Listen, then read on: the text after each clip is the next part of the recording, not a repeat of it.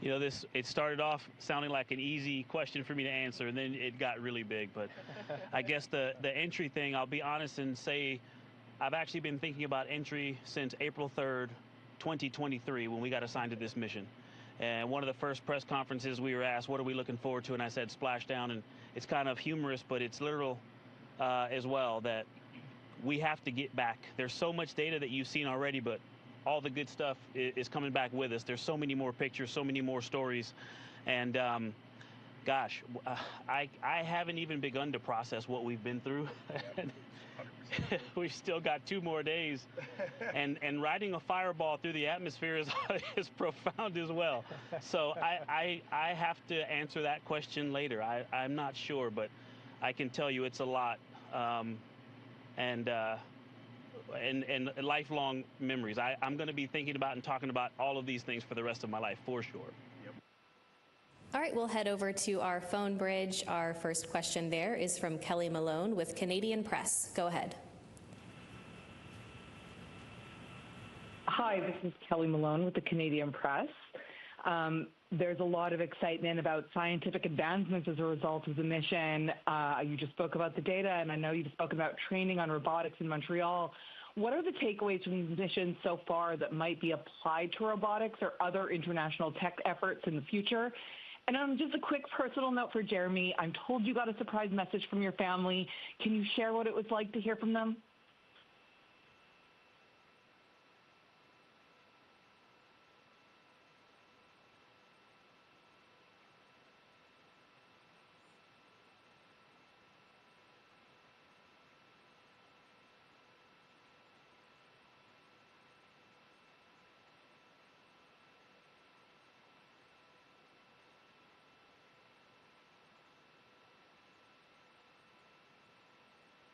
Advancements in robotics? Well, when I think about the Artemis program in general, we've already seen some investments in pushing robotic technology forward for deep space that we're going to see put to good use in one way or another. And this is the beauty of this program that brings an international collaboration, sets big goals, and doesn't just talk about them, but goes after them and gets it done. We're going to need the advances in robotics. It's really hard out here. We're a long way from home. We've been learning the entire journey. We've been watching mission control learn. You do a lot of testing on the ground, but your final test is when you get this hardware to space, and it's a doozy. And our team has just performed. They've just knocked it out of the park, but it doesn't mean it might look easy from the outside. We can tell they are working so hard on the ground to do this, and we really appreciate them. And so when we get these next generation robotics on the surface of the moon and out in deep space, there's going to be some challenges, there's going to be some failures along the way, and there's going to be some learning that happens. On the personal note, yes, I had some videos from all of my family, my 3 children, Devin, Ashley, and Caitlin, and my wife, Catherine. And when you're out in deep space by the moon and you are listening to a video they recorded for you before you launch, that's something. We all had it so great. Yep. Okay, our next question is from Micah Maidenberg with the Wall Street Journal. Hi, good evening. For anybody who'd like to answer, how do you think the flight has contributed to the broader Artemis program? Of course, it's not over yet, but what do you think the crew has already brought to the table for the next couple of missions? Thank you.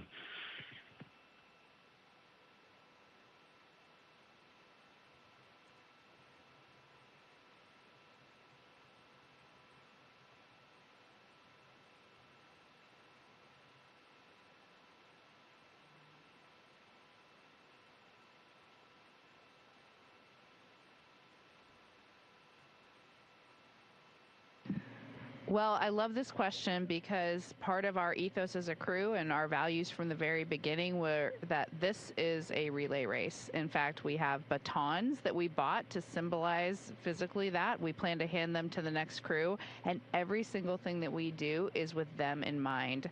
Oftentimes, it's actually easier in human spaceflight, especially on a first mission, to accept some of the things that aren't working quite right or the operational workarounds. And we have actually been diligent to try try to fix everything, and we're always thinking from the perspective as what is the next crew going to think about this? How will this help them to succeed? So manual piloting the vehicle, making sure that the procedures and the processes for making everything work are all as they should be. Then there's the human side of it. How are our provisions? How are our food? How is the human system working in here? Taking the time to do all of the developmental flight test objectives that have been scheduled. So both in the vehicle and all in the last 3 years, we've really just worked to make sure that they are set up for success, and that's all of the teams, not just the crew, but the flight control teams, the mission engineering rooms, the launch teams, everyone. Hopefully, we've done our best to bring folks together and to make sure that we can be the best we can be. Obviously, just testing, putting humans in this vehicle is the easy thing to see, and we hope that we've capitalized on that and made it as much as it can be for our time here. Our next question is from Alex Wilson with the Weather Channel. Hi guys, thank you so much for your time. You're space experts, yet time and time again we've heard you amazed by things that you've seen on this mission. So what has been the biggest scientific surprise or discovery for you?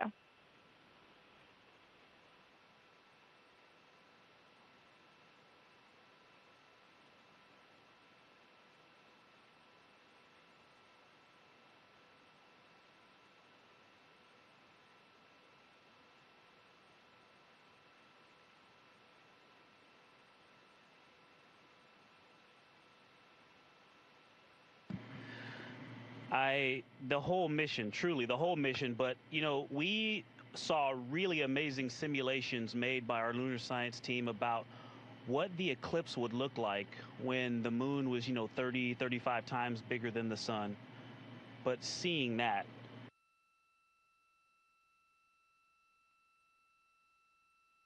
communications, we should be regaining them here.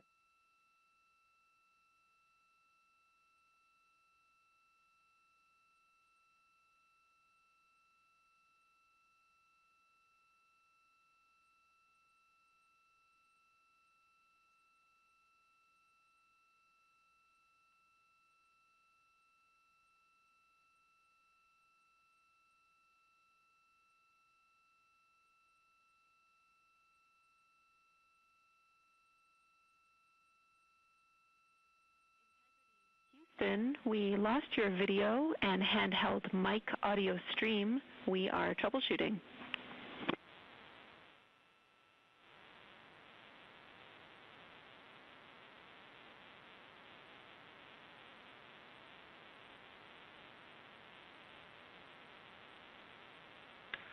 All right, Jenny, we see the issue and we're correcting it. We'll probably need about 30 seconds and then we should be streaming again.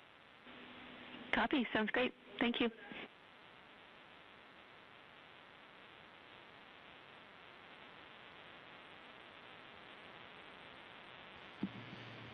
okay, comm check.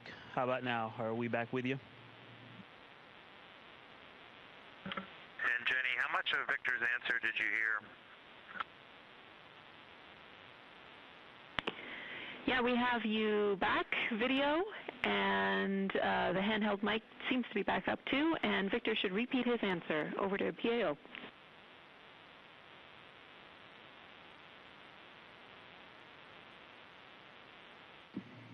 Okay, the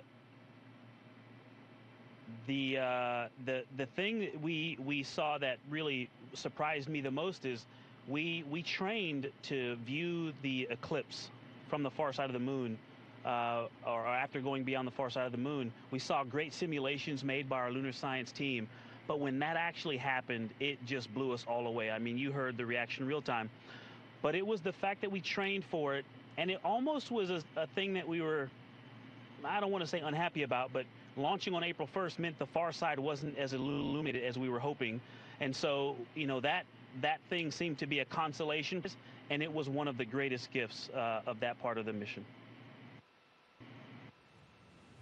Okay, we'll come back here in the room to Andrea. Go ahead. Hi, Andrea Leinfelder of the Houston Chronicle. I'd like to hear about life inside Orion. Christina, in the fall you said the capsule would feel bigger in microgravity. Does it feel bigger? And at what moments do you find that you're bumping into your crewmates, and what tips will you be given to future crews?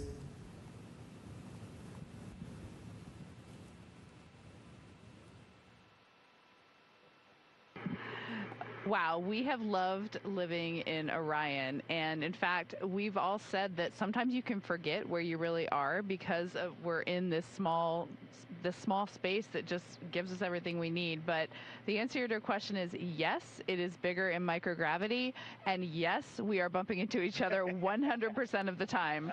A phrase that you often hear in the cabin is, "Don't move your foot, I'm just going to reach for something right under it," or, "Can I get there? And my goal is to get over there." And we're constantly moving around, whether it's to complete a task, to just eat, to look out the window, to take a picture.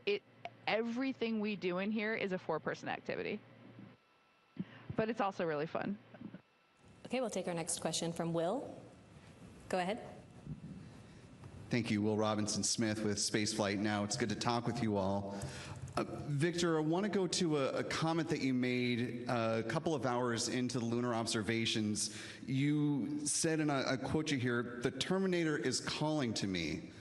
What was it about the observation of the Terminator specifically that was so captivating for you and the rest of your crew? Thank you.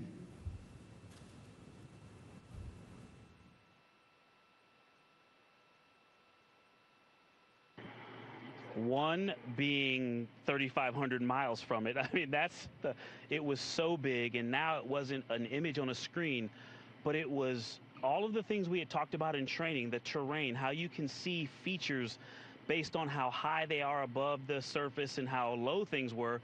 And there were holes that, craters that appeared to just be endless, bottomless pits, and then peaks that seemed to be, I couldn't tell how high, but you could just really get a sense of the relief down on the surface, and to look down on it from so close or over at it from so close was just, it was hard to describe. When you are in an airplane flying back past, Flagstaff, you're looking out the window trying to, identify a meteor crater, or looking out trying to find the Grand Canyon. And this was the same thing. But imagine if you had seen Meteor Crater or the Grand Canyon for the first time. Our next question is from the phone bridge from Lauren Grush with Bloomberg. Hi, so great to talk to you for. The world has been watching along with your journey with such enthusiasm and joy. Do you have any sense or feedback of how your mission has reached the masses back on Earth? And does that influence you at all when you speak and narrate your journey?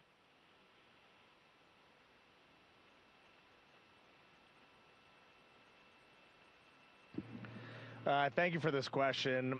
We have had, I'm going to answer it a little bit differently than it was asked, but I'll get there in a second. But we have had a chance, the 4 of us, we've had 2 opportunities each to have very brief video chats with our families. And I will tell you, first of all, the 4 of us are now forged in a friendship that is very unique, and we will cherish this bond that we share for the rest of our lives. And then one of the neatest things being a crewmate on this spacecraft is not being in the family conference, but hearing your crewmates giggling and crying and just gasping and listening and loving their families from afar. Family is so important to all 4 of us, and that has been amazing. And when I got to talk to my daughters, Ellie and Katie, for the first time, I just couldn't even speak. I was just so overjoyed. I was crying. I mean, it is an amazing experience. But what also came from that is really our source of news on planet Earth. And those family members have been our source of how the mission is going from the public perspective. Obviously, they're all biased. Although most of our kids are teenagers, so maybe they're not quite that biased, but they're biased. But what we had really hoped, and we said it a lot before, I mean, we really are here to serve NASA, to serve our 2 nations, Canadian Space Agency, NASA, and the international community, and we're here to serve for Artemis 3. But what we really hoped in our soul is that we could, for just a moment, have the world pause and remember that this is a beautiful planet in a very special place in our universe, and we should all cherish what we have been gifted. And I think for the folks that decided to tune in, and it sounds like it was quite a few, this has happened. And for that, we are eternally grateful. Our next question is from Noah Haggerty with the Los Angeles Times. Hey, great to hear from you all. You had 40 minutes of a pretty profound solitude. You were, farther from Earth than any humans before you. No means to communicate with Earth. It was really just the four of you, the spacecraft, and the moon. Can you talk us through what that moment felt like?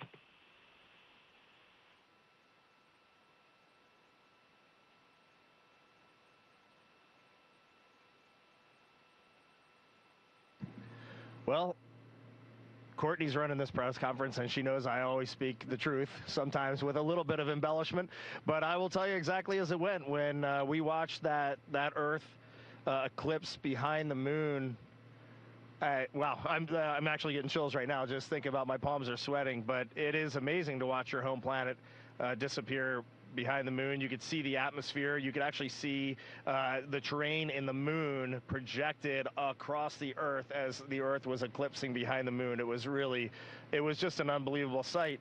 And then it was gone. It was out of sight.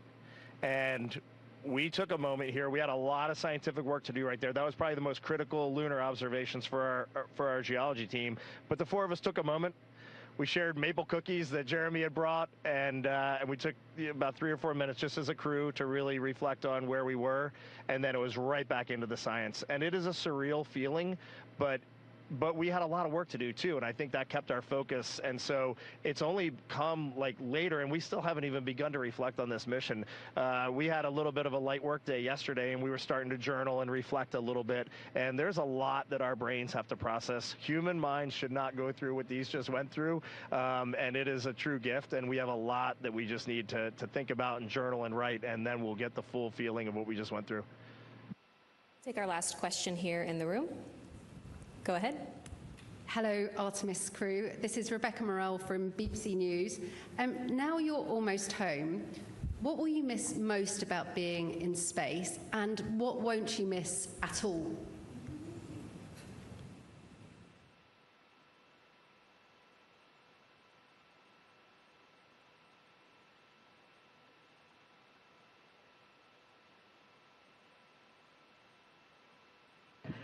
Well, first of all, thank you for that question.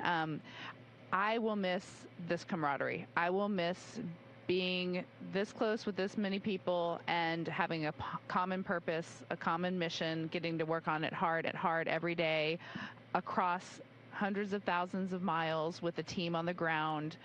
This sense of teamwork is something that you don't usually get, like, as an adult. I mean, we are close, like, brothers and sisters. 100%.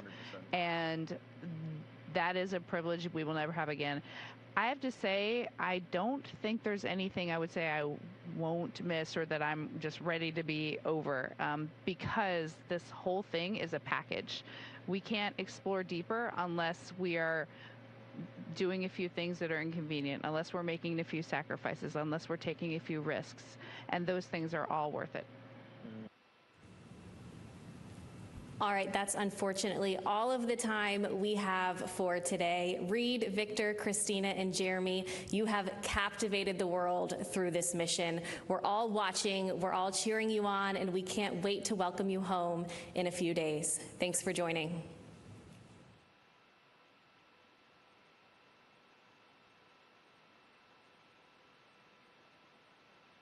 It was great hearing your voice again, Courtney. Take care.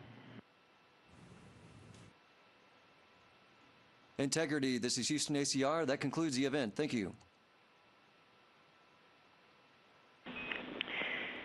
Thank you to all the participants. Integrity, we are now resuming operational audio communications.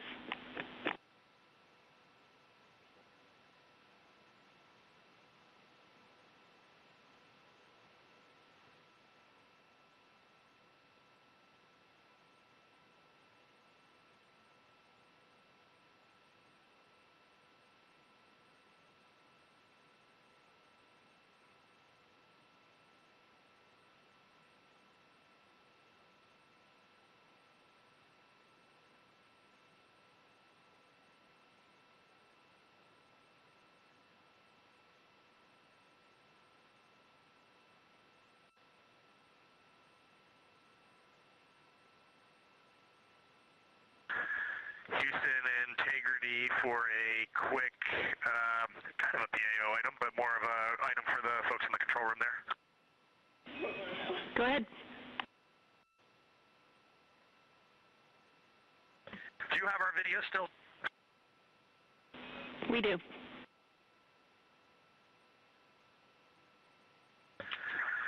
I'm not sure if it made it in the handover, but this morning we were asked to go unpack a very special item, and we just wanted to we wanted to share it in that PO event. We just didn't get an opportunity to do so. So we're going to share with you all because we need to share this. Like this has to be shared, right? So in Victor's hands here is the Apollo 18 flag that the agency asked to have put on board Artemis 2 so that it could take its rightful trip around the moon. And the four of us are just honored to have this here. We're honored that it is in our presence, and we are honored to carry the torch from Apollo through Skylab, through the space shuttle, through our beloved International Space Station, and now back further than humans have ever gone, around the far side of the moon, and safely home back to Houston. So we just wanted to share this with you because it needed to be shared. Thanks. Carrying the torch indeed. Thank you for sharing it with us and the world, and we'll look forward to welcoming you and that flag back to Houston shortly.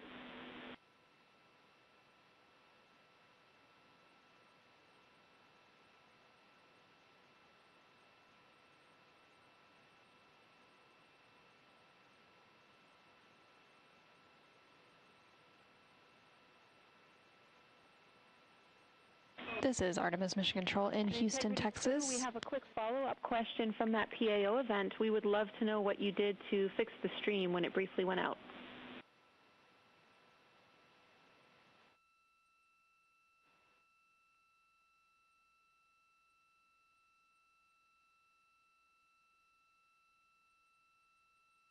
And we believe the battery died in the D5, and I set up the downlink, and I believe I saw 2 segments on the battery, so I'm not sure.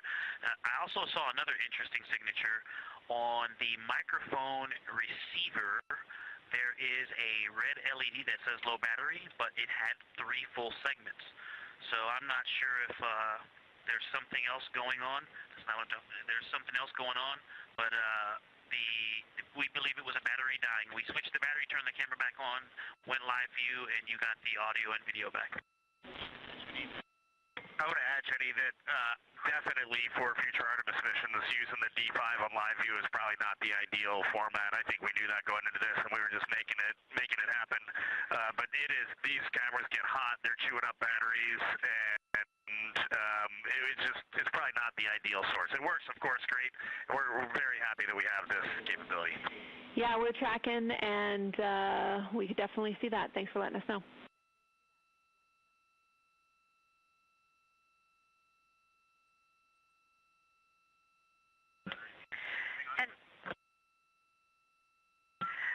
Jenny, follow-on question for timeline. I see a Nat Geo card swap on my timeline around now, and I also had one earlier today at 6:20:30.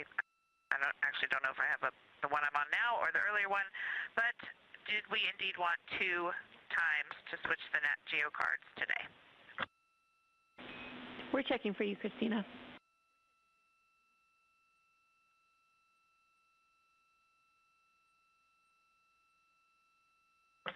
Hey, Jenny, one other thing is we've been having issues with our exercise recordings, and the initial thoughts are maybe it's the camera overheating. Again, I thought the battery was good enough to go through a PAO event, so maybe this is another instance of that. We did not turn it back on to see what the battery was. We just changed the battery and restarted it, but that's also a possible reason. All right, we copy. Good to know.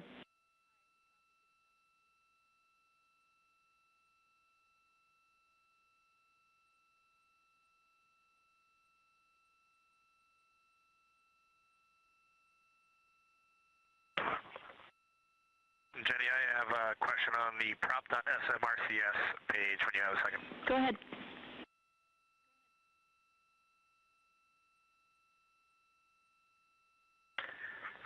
on prop.smrcs. The pressures look great, but I'm getting a weird signature on the helium high pressure crossover pyro, on the ox to fuel safe and the fuel to ox safe valves. Every once in a while, they'll pop up and either say error or armed, and then they go back to safe. Are y'all seeing that telemetry on the ground?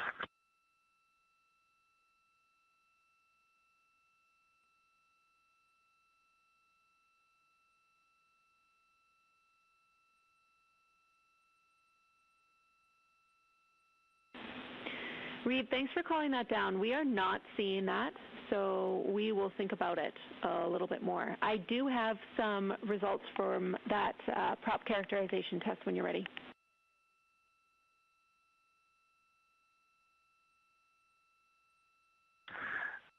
And now Victor's come over to the displays, and he has been looking at these pretty intensely since we were on the launch pad, and he said this is not a new signature, that this has been occurring since since launch day. So basically since post-ascent, he has been seeing this similar signature. So he's just going to take a little video of it on his iPhone, and we'll get it to you later. So I'm a little bit less concerned about that now that he's been seeing it for a while. And then go ahead with the test. Okay, copy. That certainly helps. Regarding the characterization test that we just initiated, we've noticed that on the SM aux branch 1, it has an increasing pressurization of the aux tank at a rate of 0.5 psi per hour.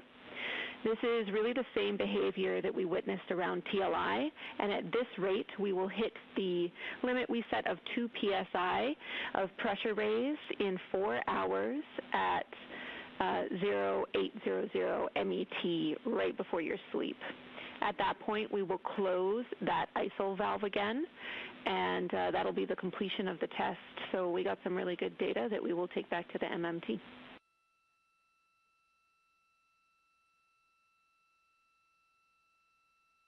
That's outstanding. I am so glad you all decided to go chase us down and get the data that'll help out the future missions and help us correlate our pre-flight testing. So we are happy to be a part of that, and that also. We really appreciate the willingness to help. Thanks, crew.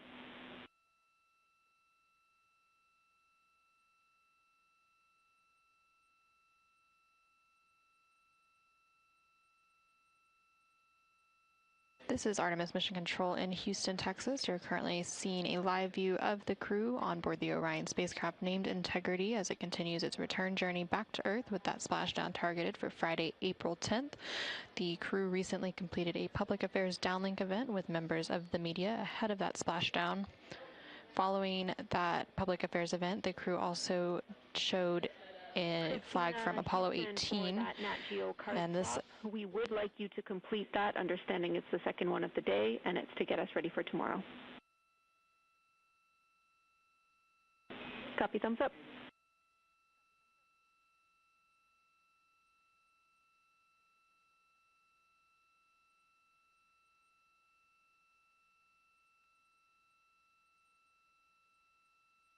So again, the crew recently completed a public affairs event, and after that they displayed an Apollo 18 flag, and this is the American flag that would have been planted on the moon during Apollo 18 should that mission have occurred.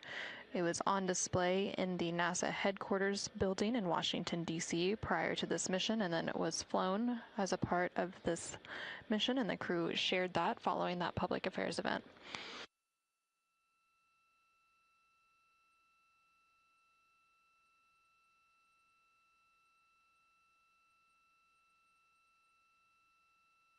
The crew is now continuing to work through the remainder of their tasks for the day before they head into their pre-sleep period in about an hour and a half from now. One of the items that Christina Cook specifically said she is working on is a card swap for a National Geographic activity. NASA had selected National Geographic to help tell the story of Artemis 2, and it was Houston Integrity, Jenny, any chance I can start the umbilical cabin demo now? I'm happy to wait until timeline.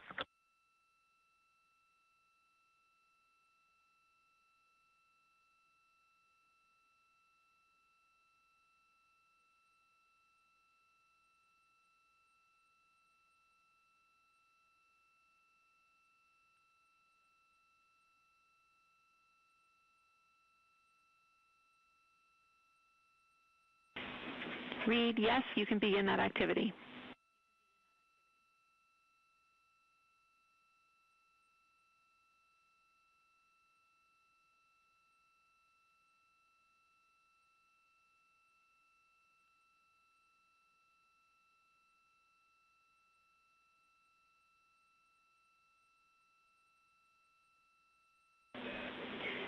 And Reed, you can give me a thumbs up with this call. In step 2.1 of that procedure, we still will need to give you that MCC go. We need some configuration to complete on our side. Copy, thumbs up. Again, some communication there between the crew on board the Orion spacecraft and the Capcom or capsule communicator here in Mission Control. The crew is working through the remainder of their activities for the day. Christina Cook is specifically working on a card swap related to a National Geographic activity. Following a competitive selection process ahead of the mission, NASA and National Geographic entered into a non-reimbursable Space Act agreement to collaborate on compact, lightweight audiovisual hardware to fly inside Orion and related support for this project. And then the call from NASA astronaut Reed Wiseman a moment ago was related to an activity on his timeline related to some umbilical cabin ventilation. And this is a demonstration in which the crew will configure seat 2 inside the Orion spacecraft with the supply umbilical open to provide airflow directly into the cabin.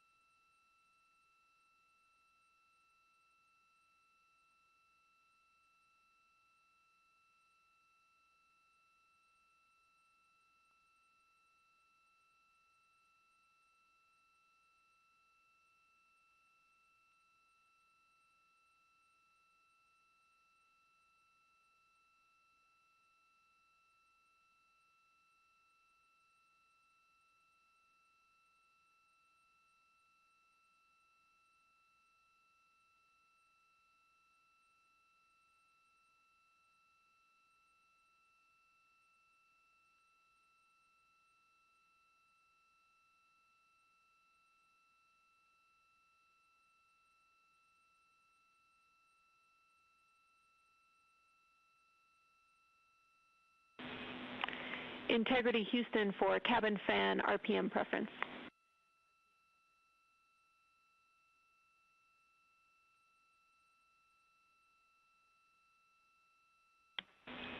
Hey, Jeremy. Right now, your cabin fan is set to 7,000 RPM.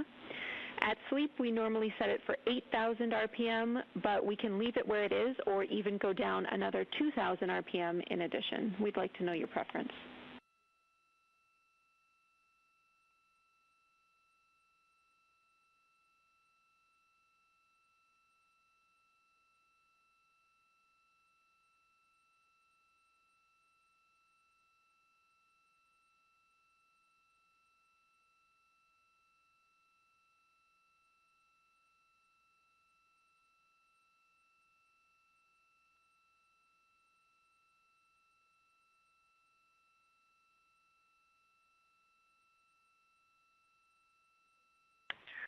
Okay, Jenny, we'll just go with what you've been doing nominally for sleep, so you can change it at that time to what you've had last night.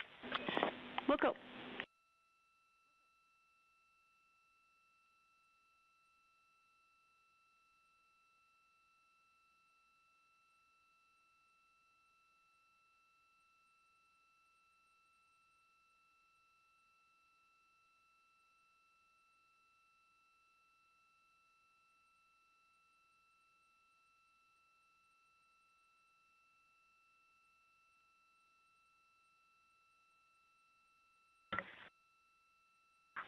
And Houston, just letting you know, for the umbilical cabin ventilation task, we are holding in step 2.1 for your go.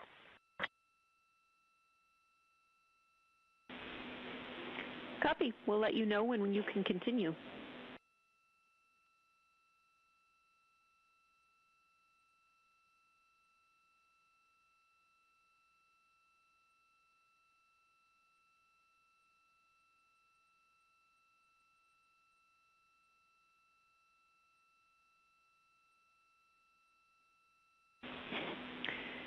Integrity crew, you are go to continue in the umbilical procedure.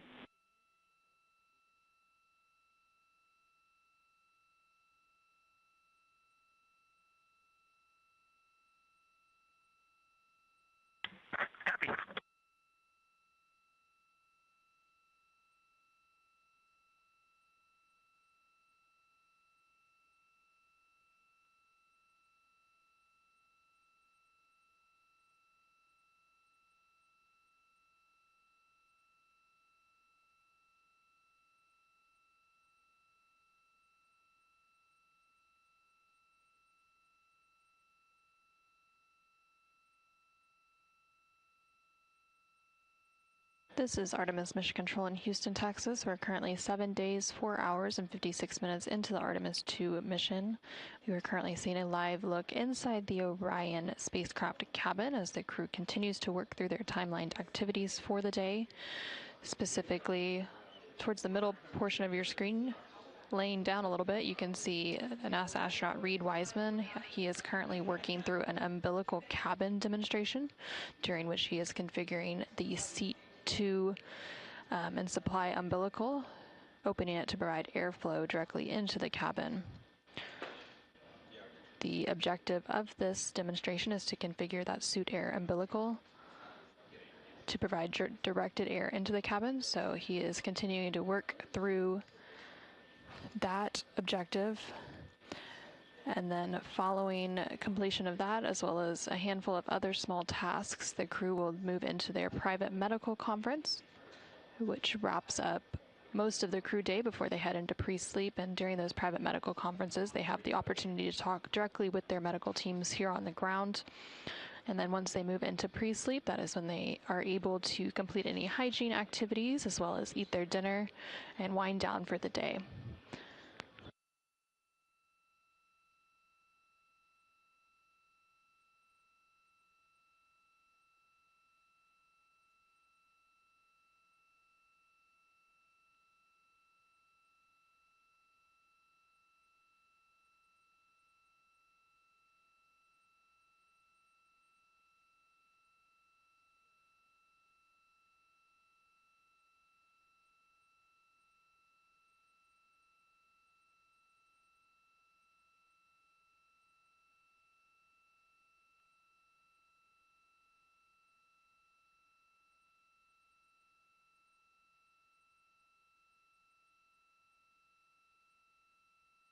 Houston integrity for umbilical cabin ventilation. Go ahead.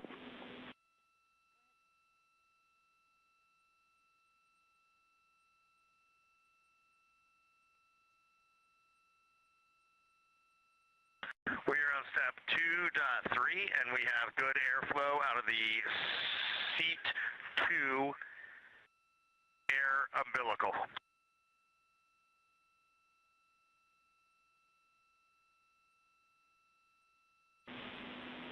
Copy, Reed. That is a great demo. Thanks for reporting the results. We are go for you to deconfigure when you're ready in step 3.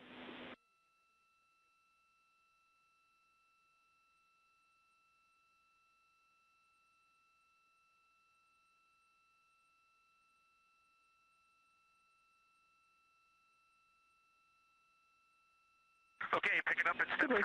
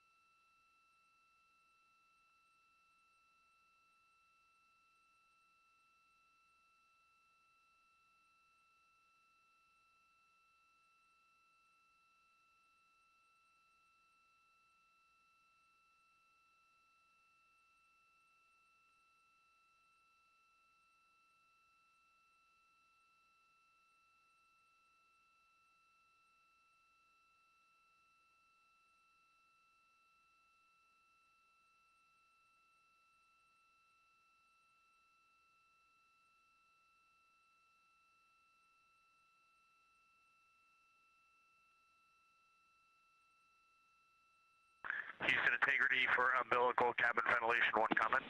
Go ahead.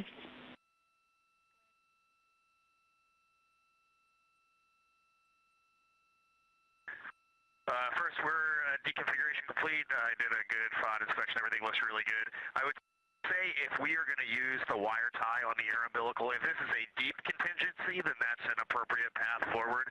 But if this is ever expected to be used during a mission, I would highly recommend we get some milled aluminum that creates a compression over that air umbilical. The zip tie, the plastic on that anodized aluminum of the air umbilical is extremely slippery, and I think we would very quickly just knock that zip tie off if the four of us were trying to maneuver around in a radiation shelter. Copy. Thanks for the data.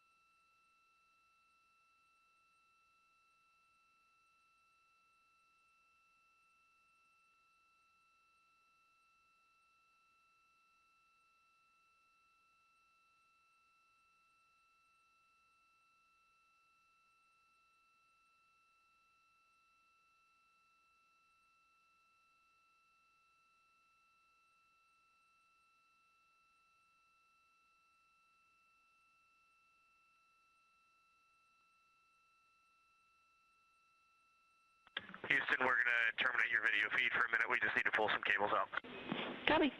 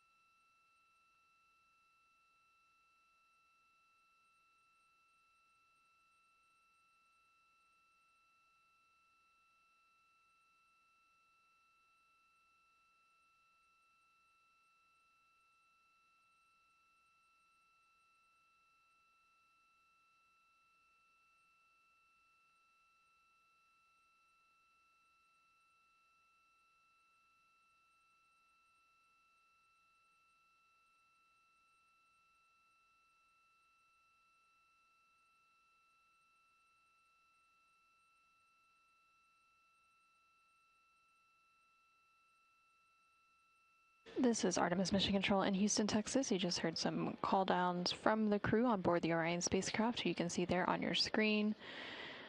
They did note that they are going to be moving the camera, currently providing these views, so we may lose those views momentarily.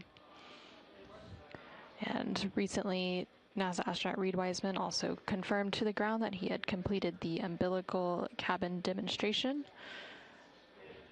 This demonstration involved him configuring seat 2 on board the Orion spacecraft in order to open the supply umbilical to provide airflow directly into the cabin.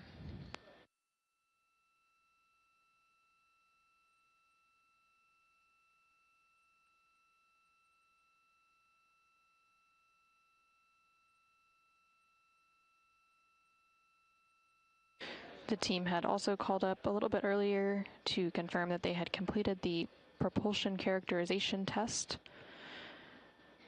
Earlier in the mission, the team had observed a pressure increase in the oxygen manifold of the service module's propulsion system and isolated a branch of the oxygen pressurization system.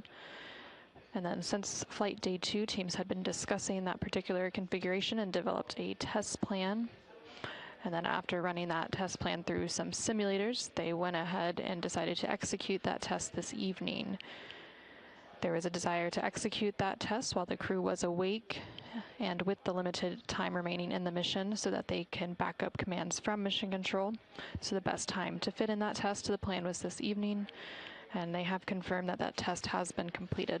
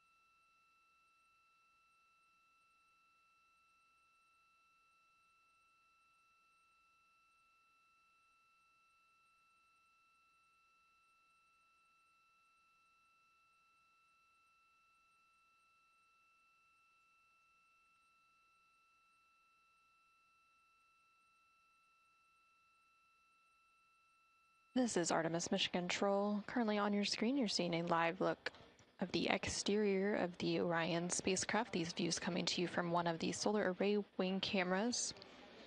And in the distance, you can also see a crescent Earth. Of course, that is the destination for the Orion spacecraft and its crew now that they are on the return journey portion of their trip. They are expected to splash down in about 1 day, 20 hours, and 17 minutes from now off the coast of California. The crew and the spacecraft are currently about 176,000 miles away from Earth and about 107,000 miles away from the moon, and they are traveling at a velocity of about 2,200 miles per hour.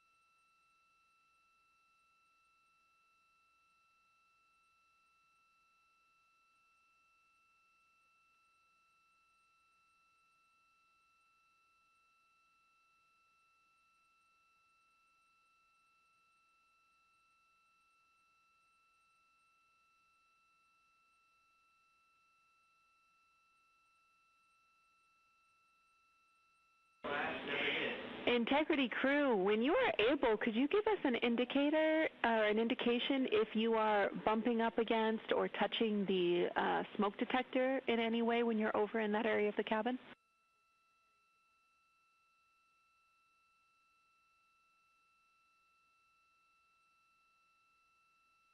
I think MCC reported some erroneous data yesterday. Maybe that's happening again. We had a towel over there, but we don't think we're bumping into it. Give us a couple more seconds because we need to grab a few more pictures, and then we'll try to get away from it for a minute. And we don't have any concern. You guys can stay over there, keep taking your photos. We were just curious. Continue.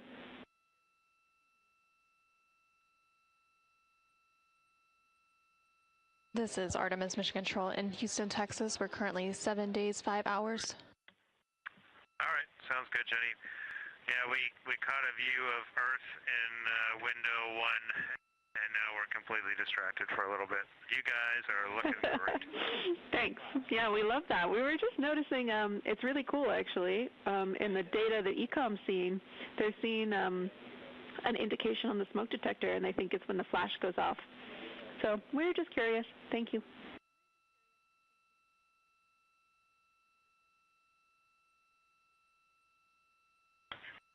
Yeah, okay.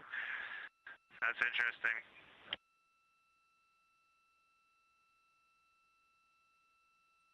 This is Artemis Mission Control in Houston, Texas. We're currently 7 days, 5 hours, and 22 minutes into the Artemis 2 mission. You can see the crew there on your screen inside the Orion spacecraft, which was named Integrity by its crew. They are currently capturing some images. It looks like they're capturing images of each other in front of one of the cabin windows with a view of Earth outside. And of course, we have been uploading and sharing imagery as we receive it from the crew. There on your screen from left to right, you can see NASA astronaut Christina Cook, NASA astronaut Reed Wiseman, and Canadian Space Agency astronaut Jeremy Hansen. And it looked like Reed was trying to show off the image that he was capturing just now.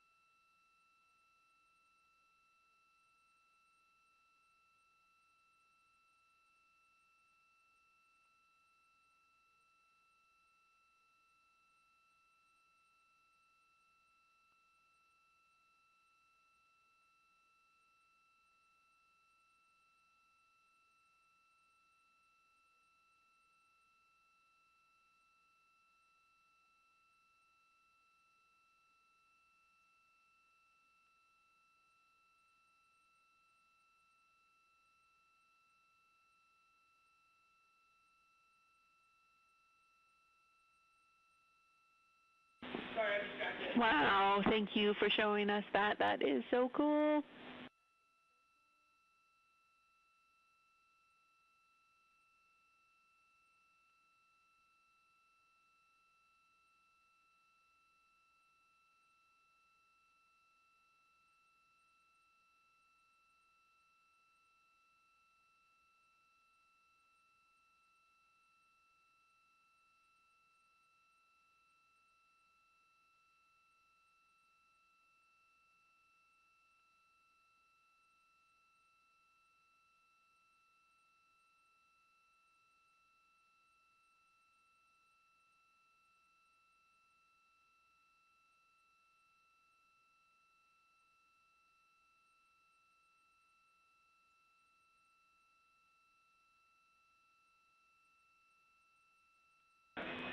We look like we're smiling at you, like a little Cheshire cat.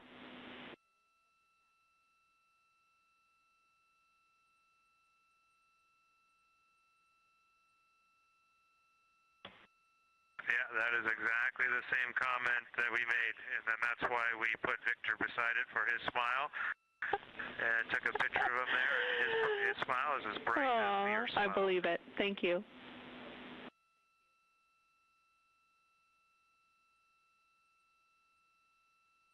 Sunny 16 when you need to take a picture of a happy hike.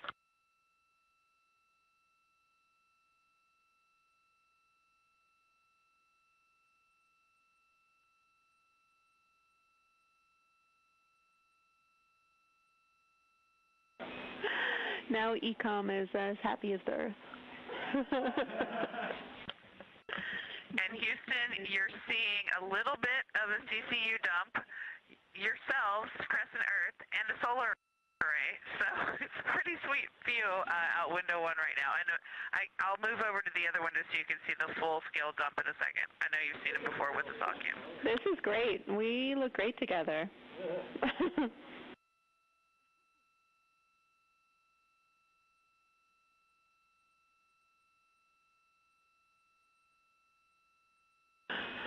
We see the blizzard. Cool.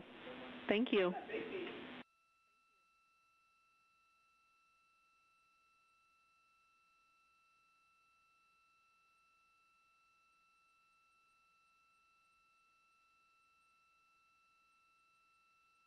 This is Artemis Mission Control in Houston, Texas. The crew providing us some first-hand footage there using the internal cameras inside the Orion spacecraft. They were showing us a view of the moon out of one of the windows, and now they are showing a wastewater dump out of a different window.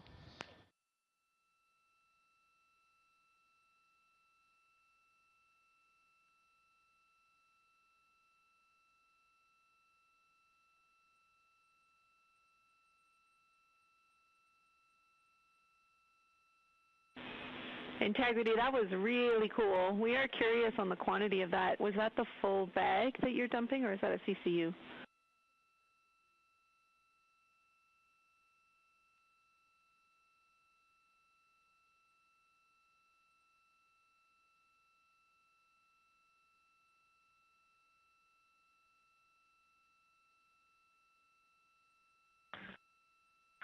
That was a single CCU, well hydrated. Very impressive. Good job.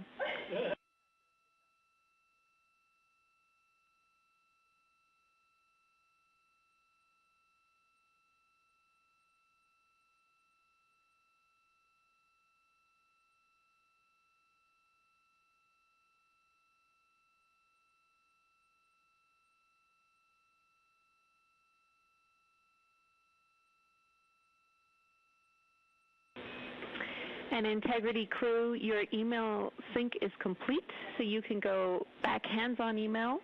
But for Reed, we're looking for around 20 minutes to clean up from a power cycle on your PCD. Not urgent. Let us know when a good time is.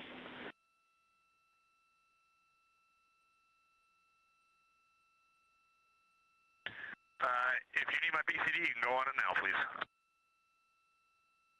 All right, we'll put it in work. 20 minutes. We'll let you know when we're complete.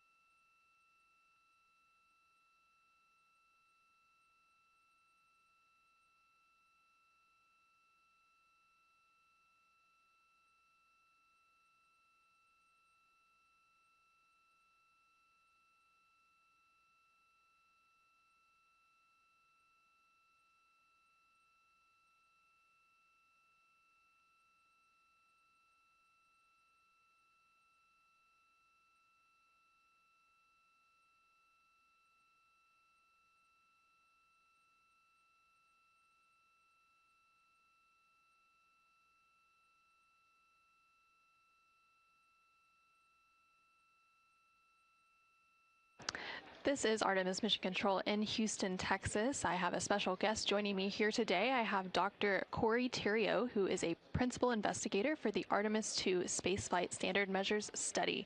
Thanks for joining us. It's great to be here. So coming up on Friday, April 10th, the crew will be splashing down off the coast of California. So once the astronauts land, what happens next for you? Well, as we heard in the briefing earlier today, they are set for a nominal landing on the West Coast. Now, once they're there are medical teams ready to evaluate them. Crew health and their safety is our #1 priority. Once they get to the recovery ship, their flight surgeons will continue to monitor them. We will ask them to provide some biological samples, and then once they get a little bit of rest, they are going to come to land at the rally site, and at that point is where we really get to start doing some functional performance testing. So it's really important and critical for us to get access to the crew for this sort of functional testing as soon as possible.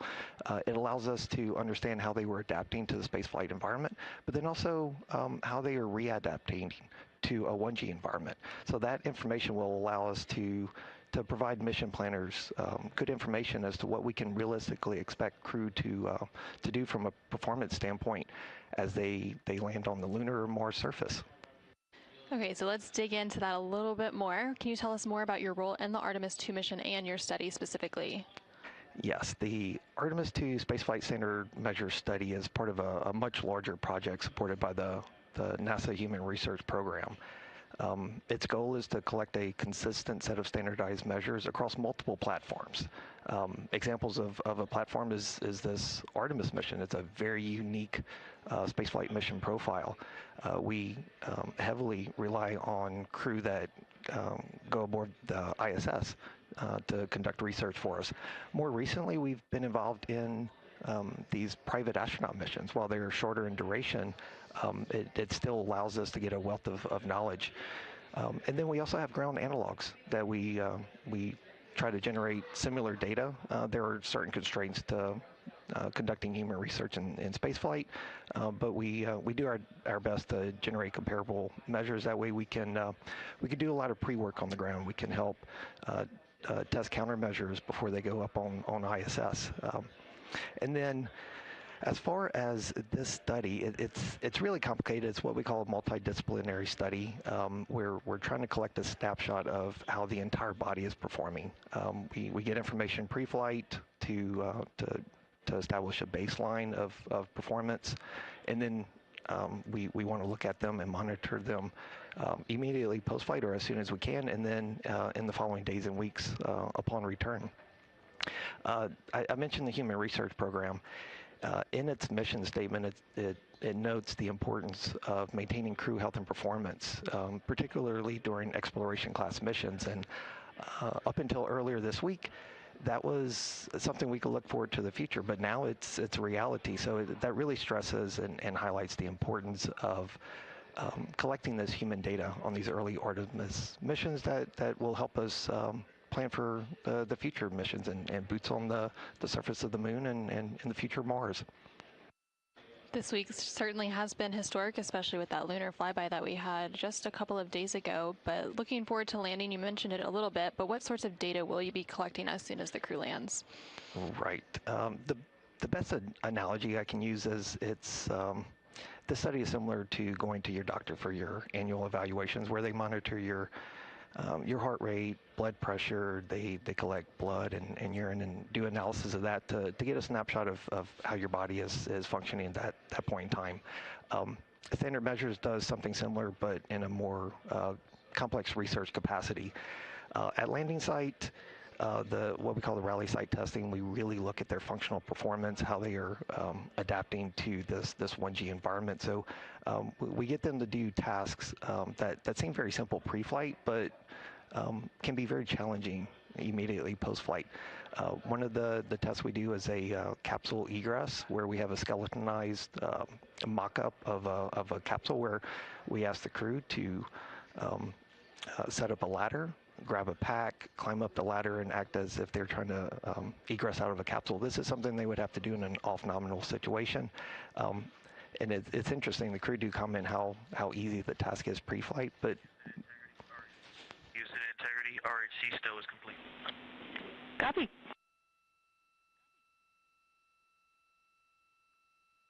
And this is Artemis Mission Control. That call coming down from NASA astronaut Victor Glover as they continue through some of their final tasks for the day. They will be heading into their private medical conference here in about 5 minutes, and then after that they will begin preparing for sleep during their pre-sleep period. So again, we have Dr. Corey Theriault joining us here on console to discuss the Spaceflight Standard Measures study. So you were talking about some of the data you'll be collecting as soon as the crew lands. Correct, and I was just explaining how the crew find it challenging to do a very simple task immediately post-flight. We also have a battery of sensory motor tests that again seem simple when I explain them, but can be quite challenging post-flight. Some of the things we ask them to do in this battery is walk a very brief obstacle course, and we have them do this on a gate map to where we can track their steps and look how straight they're walking, how quickly they turn, how they locomote over obstacles. We ask them to also do a tandem walk where, again, very simple, we ask them to walk forward 10 steps heel to toe, 1 foot in front of the other.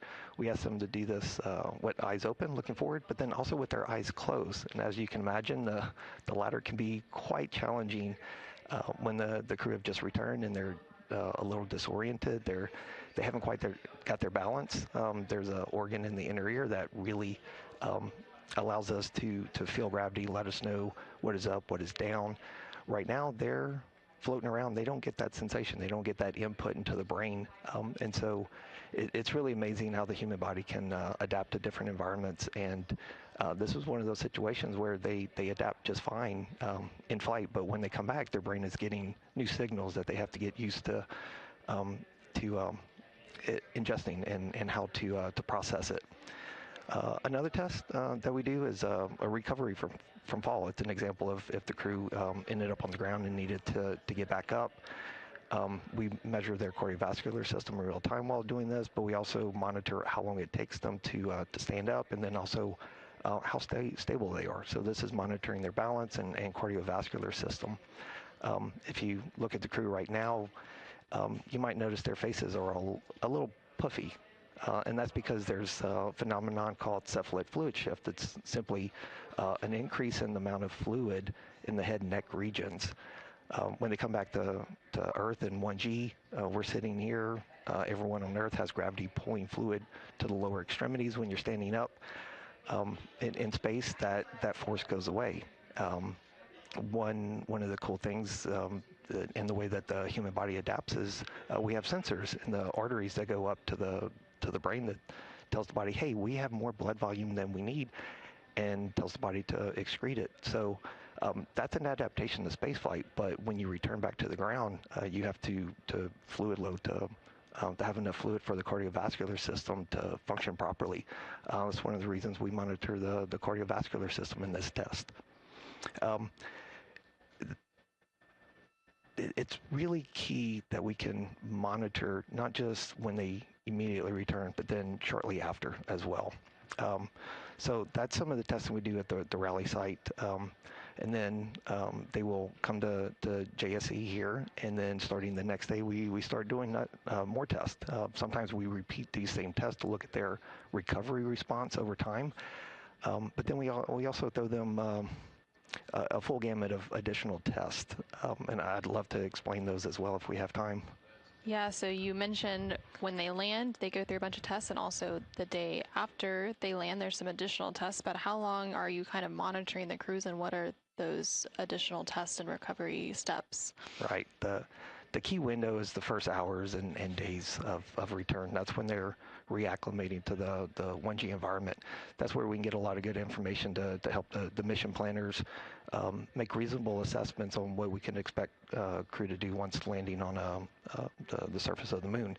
But then there's another component where we are monitoring their recovery to pre-flight baseline, and that's really important to understand just how long that takes. We are also conducting some research that's really key to Houston, integrity for consumables. Go ahead.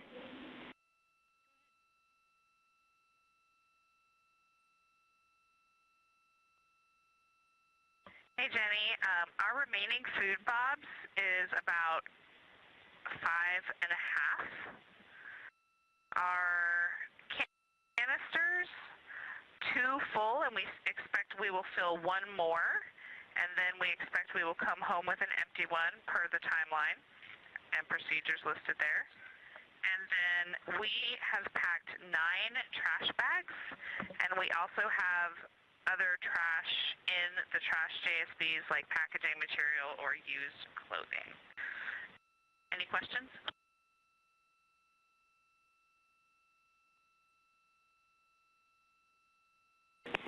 Good data. Thank you, Christina. Ivy is wondering how many future trash bags you will have.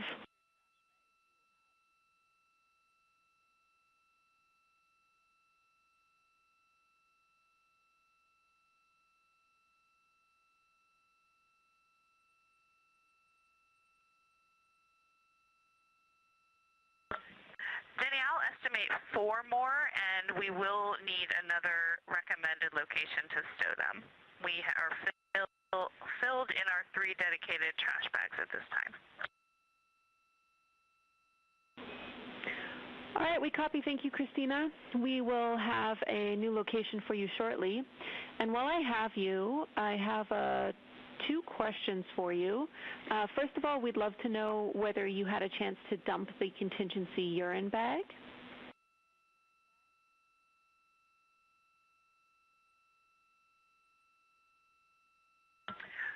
No, I figured I would do that later when I could use the camera that's streaming the cabin video to record a video of it, and that is because earlier today, I think on the previous orbit shift, we attempted to get a video of it, but it just so happened that the sun was out that window, and so the video was totally washed out. I thought I'd get you guys a nice video. But can you let me know if there's a timeline on that?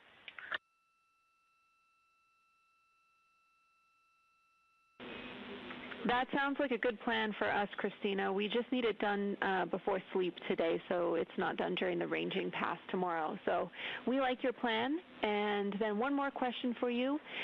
Tonight we need to, or we are planning to, reformat the cab cams. And when we do that, the little LEDs on those cameras will light up. We aren't recording or streaming, but we'd like to know if that would bother you, and if so, we will wave it off until crew wake.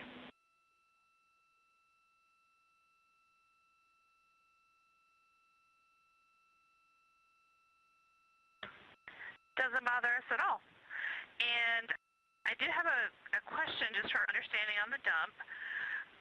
I thought that this dump would just be kind of like any CCU dump in terms of when it was allowed to happen. So are you just telling me that there's a time period tomorrow where we will be no dumps allowed?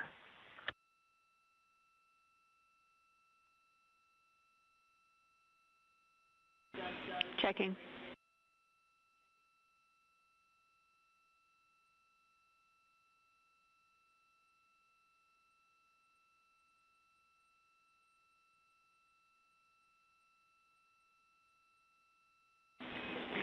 And Christina, that's a negative. The CCUs will be go tomorrow. We just want to get this larger dump done today so that when we do ranging tomorrow, we can incorporate any perturbations that might be caused by the larger dump today.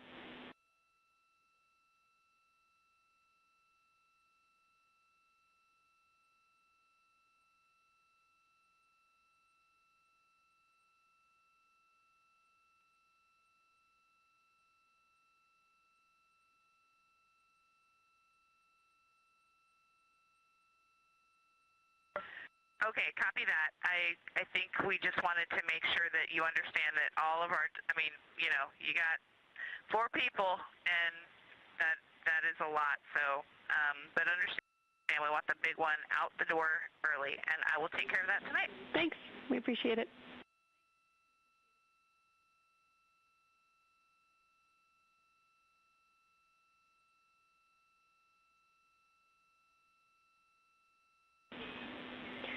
Integrity crew, also want to let you know that your flight director conference this evening will be on VC if you would like some video with your friend Jeff.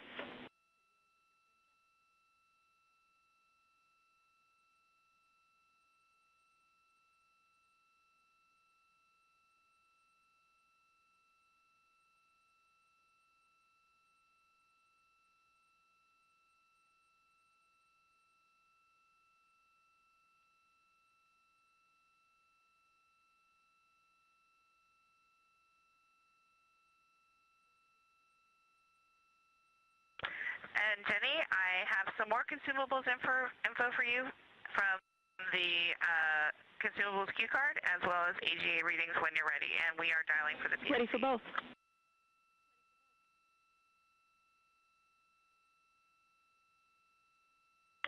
Thank you. Okay, can I just report row numbers by letter? We'll take letter and then number, yes.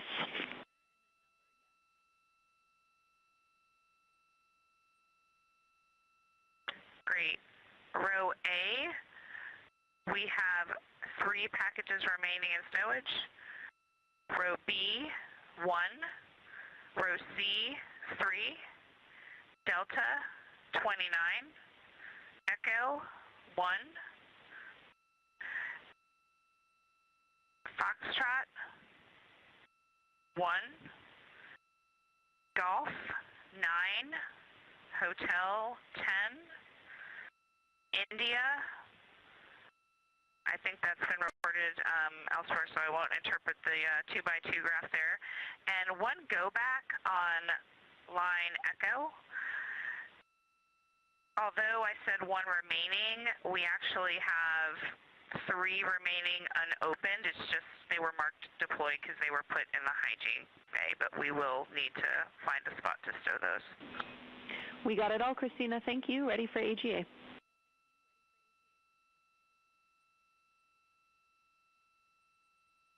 Yes, ma'am. CO2, 2.3. Oxygen, 21.8. 75.8 degrees and 14.65 psia. Beautiful. Thank you, Christina. And one more note for you. PCD1 is go for use. Thanks.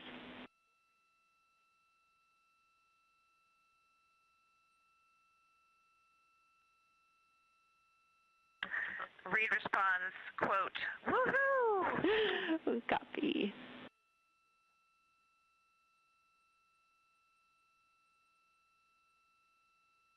This is Artemis Mission Control here in Houston, Texas. We just heard some communication there from NASA astronaut Christina Cook, currently on board the Orion spacecraft as it makes its way back home to Earth. She was reporting on some consumable numbers as well as referencing the location of some of the bobs, which are the bulk overwrap bags, which store the food that is on the Orion spacecraft. And then she also reported some of the AGA readings, and that refers to an anomaly gas analyzer, which is a laser-based instrument that detects trace contaminants on board the Orion spacecraft, as well as the levels of things such as the oxygen and carbon dioxide. Here in Mission Control, I have Dr. Corey Theriault, who is the principal investigator for the Artemis II Spaceflight Standard Measures study. You were discussing some of the things that you monitor a few days after the crew returns back home to Earth. That's when the fun begins. Once we get them back to JSE, they joke how they're pin cushions. We really do really push them to collect as much data as we can. There's a lot of medical evaluations that continue in the weeks and months that follow return. Standard measures specifically really gets a lot of information from collecting biological samples. That includes blood, urine, body swabs, saliva. Blood is a great tool for us. We can monitor their crew's nutritional status, their vitamin status. Blood contains biomarkers of cardiovascular health, bone health, muscle health. Urine is really key for us to track renal health. It can give us insights to bone loss through excretion of calcium. It can also provide information about risk of renal stones. We collect body swabs to monitor the microbial population on the human body, something called the microbiome. We see on ISS that this can change over time, so we like to monitor that as well. They're in a closed environment. It's a unique environment, so we are really interested in how the microbiome may change in that environment. And then I've also mentioned the functional performance tasks. Once we get them back to JSC here in Building 21, which houses the Human Health and Performance Directorate, we have a ton of stuff that we can do. I'll explain just a couple which I think are really cool. For Artemis 2, we have them perform what's called a closed loop nulling task, where we have the crew inside of a mock lunar lander with controls. Their objective is to maintain an upright posture. We have screens in front of them that are showing a lunar terrain that as this platform moves to the left and right, so does the terrain, and their goal is to cancel out or null those movements and keep the platform in an upright posture. So that's the baseline measure, and then we try to trick them a little bit. So we have these dots that could be lunar dust that interferes with what they're seeing. So they have to rely more on their vestibular system and their sense of the gravity. And then we also ask them to do it with their eyes closed, where they really have to, that they no longer can rely on their eyes. So we're trying to understand, do some individuals rely on vision more so than information coming from their inner ear and what they feel as upright posture.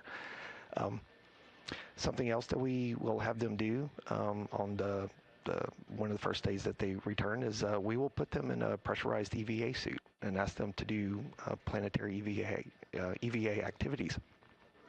If you think about the first time we're going to put boots on the lunar surface, the crew will have to work pretty quickly to establish a base. So we have them perform some of those similar tasks.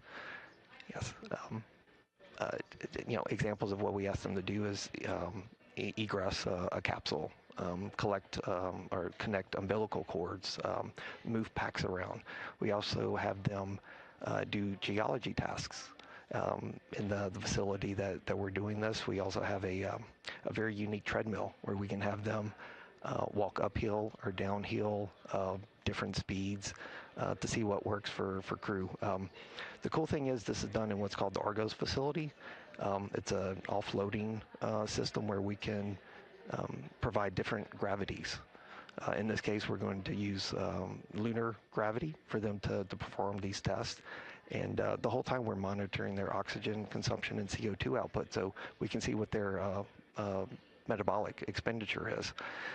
This is key. So if crew have to work hard, we need to understand just how far we can push them before they become fatigued. That's really critical information for Artemis 4 and beyond. We also have a repeat of a lot of the sensory motor tasks that I mentioned before. We do these again on day 4 and again on day 9.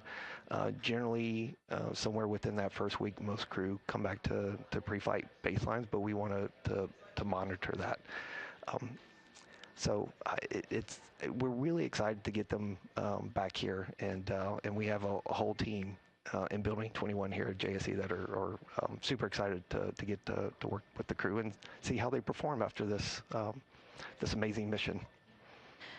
So Artemis 2 is not the first time that y'all have tracked standard measures. So standard measures has also been done on the International Space Station. So can you kind of talk about the importance of capturing these measures and this human research across different mission profiles?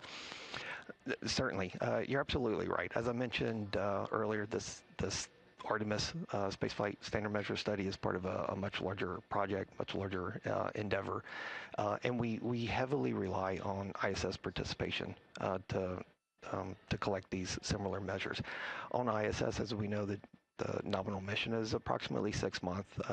Occasionally, some crew members get to stay closer to a year. A few have gone beyond that. But by having these shorter duration missions, these medium 6-month duration missions, and a few longer extended duration missions, we hope to generate enough data to extrapolate beyond that and to provide good information for a 3+ year Mars mission. That's a big unknown right now. So some of these responses to spaceflight occur early, within days and weeks. Some take months to occur, and so it's really critical to collect as much information as we can across different mission profiles, across different platforms, to give us the best chance of understanding what we should expect from a very long-term stay in space. Well, this has been fascinating, but to round it all out, can you tell us a little bit about how you are feeling for this mission so far and your role in it? I'm super excited, extremely grateful to have this opportunity. We're conducting human research on humans that went around the moon. It's absolutely amazing. I really need to take a moment to thank all of the subject matter experts, the test operators, the science integrators within the Human Health and Performance Directorate here, as well as the support from the NASA Human Research Program that enables this research, not just on Artemis, but on ISS and across many of our other platforms. So again, I'm just super excited. Can't wait for the crew to get home and we can start looking at generating all of this post-flight data, see how they respond, and go from there to help inform future Artemis missions. Well, it's been a pleasure. Thank you so much for joining us. Again, this was Dr. Corey Theriault, Principal Investigator for the Artemis II Spaceflight Standard Measures Study. Thank you so much. Thank you.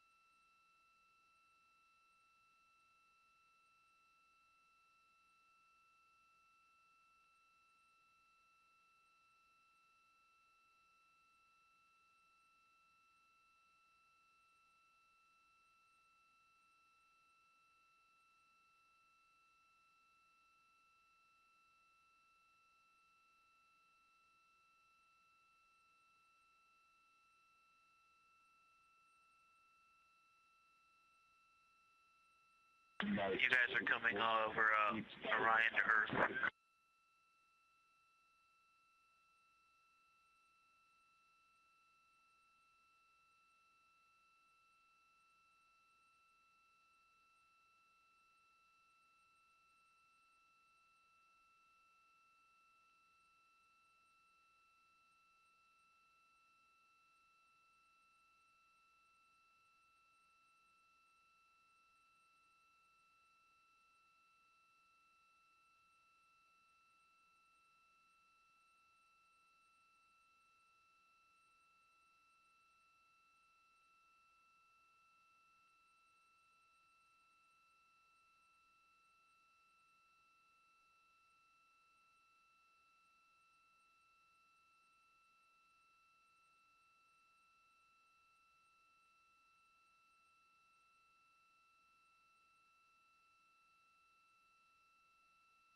This is Artemis Mission Control in Houston, Texas. Currently on your screen on the left-hand side, you can see a live view of the Orion spacecraft. These views coming to you from the solar array wing cameras. The crew on board the Orion spacecraft is currently completing a private medical conference. This is a standard conference that takes place towards the end of every flight day with the medical teams on the ground. And then shortly after that conference is complete, they will be moving into a private flight director conference where they will be able to discuss with the flight director here in the room the current vehicle status, as well along with any comments, questions, concerns they have of the days ahead. On the right-hand side of your screen, you can see a view of the Artemis Real-Time Orbit website, or ARO, which provides a visualization and updates of the velocity as well as the distance from Earth and the Moon of the Orion spacecraft. So the Orion spacecraft and its crew are currently on the return leg of their journey with an expected splashdown on Friday, April 10th. They are currently traveling about 2,200 miles per hour and are about 173,000 miles away from their destination, planet Earth. We recently had Dr. Corey Terrio, Principal Investigator for the Artemis II Spaceflight Standard Measure Study, join us on console.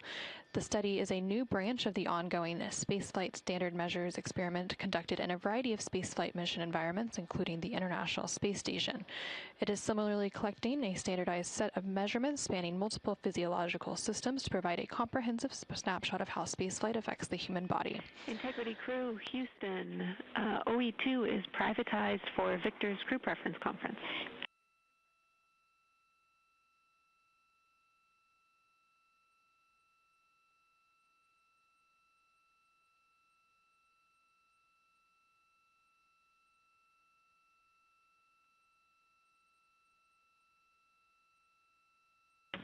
Okay, I'm simulcasting on OE1 and 2. We are on for the Crew Preference Conference. Switching over to OE2. Copy. And that call up to the crew, specifically NASA astronaut Victor Glover, to let him know that they are configured for an upcoming crew preference conference. Often these are to be able to speak directly with friends and family on the ground. And this comes following that private medical conference as well as the private flight director conference that have recently taken place to round out the crew day. So earlier we had Dr. Corey Terrio, Principal Investigator for the Artemis II Spaceflight Standard Measures Study, join us on console. This study is a new branch of the ongoing Spaceflight Standard Measures experiment conducted in a variety of spaceflight environments, including the International Space Station. Let's take a moment to learn a little bit more about this study. You know how your doctor always checks your heart rate, blood pressure, and other vital signs? NASA collects similar measurements on as many astronauts as possible, and that includes the Artemis II crew flying around the moon. These measurements belong to a study called Spaceflight Standard Measures. Comparing information gathered from astronauts before, during, and after spaceflight provides a window into what happens to the human body in space. On their trek aboard the Orion spacecraft, Artemis crew members will track their nutrition, heart health, and immune system, while MRI scans pre- and post-launch will peek inside their eyes and brain. The crew will also participate in tests examining balance, muscle performance, motion sickness, and changes in their microbiome. Since 2018, NASA has been gathering standard measures like these from crews in Earth-based analogs and aboard the International Space Station. but Artemis 2 will be the first to provide these measurements in deep space. After returning from their mission, the crew will move through obstacle courses. They'll exit a mock capsule and conduct simulated moonwalk activities in a pressurized spacesuit, including practicing walking, using a ladder, connecting tubes to the capsule, carrying bulky objects, and more. Why? Some astronauts feel dizzy, unsteady, and nauseated post-flight, but scientists want to know how soon after landing on the moon could astronauts carry out mission-critical tasks and what workloads they could handle before fatigue sets in. By understanding how deep space travel affects the human body, NASA can take steps towards sending future astronauts to the surface of the moon, Mars, and beyond.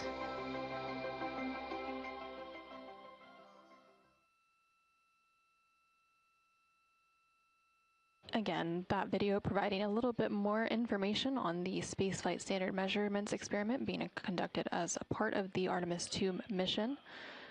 So as part of this study, they're collecting a standardized set of measurements spanning multiple physiological systems, provide a comprehensive snapshot of how spaceflight affects the human body.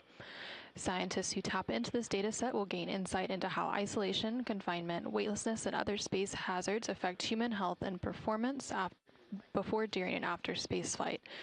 This new branch of work will help deepen our understanding of how spaceflight exploration beyond low Earth orbit affects human health and performance.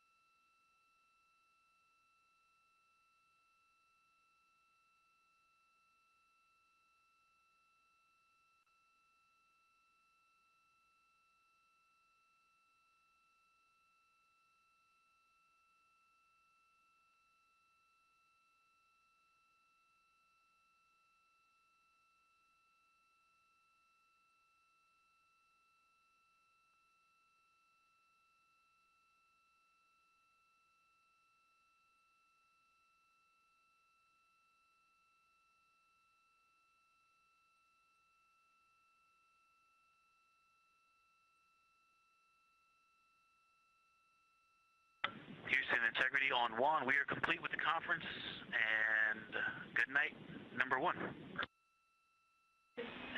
I just heard about you guys counting good nights, and I really like it. Before we say good night number two, I have a couple of items for you. Let me know when you're ready.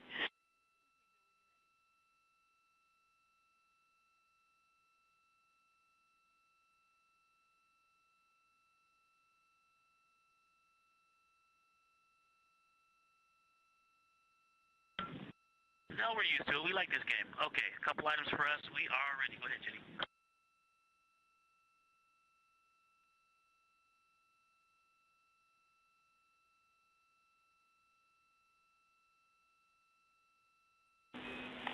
All right, here we go. First of all, you have a reduced motion block on your crew band, and the time of that reduced motion block has moved. It is now at MET 7 hours 15 minutes to 45 minutes, and that is a modal survey for solar array reaction to thruster firings. Second up, we have that next trash location if you want it now. If not, I'll put it in the mission summary for tomorrow. And then finally, we need that dock cam powered before bedtime. That's all for now.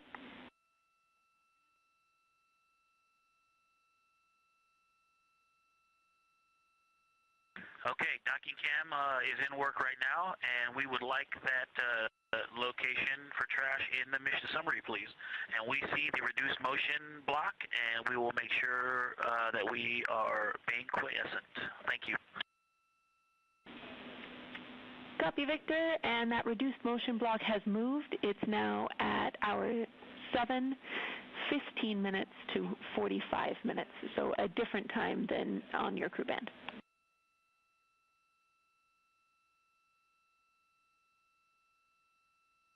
Oh, I copy that. 7:15 to 7:45. Is that what it is? 7:15 to 7:45. Yep, that's Over. right.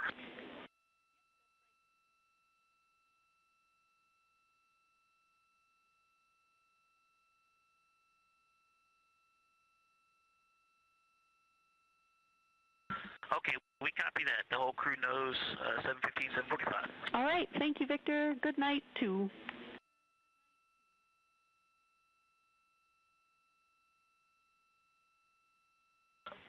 Thank you, Jenny. Good night, number two.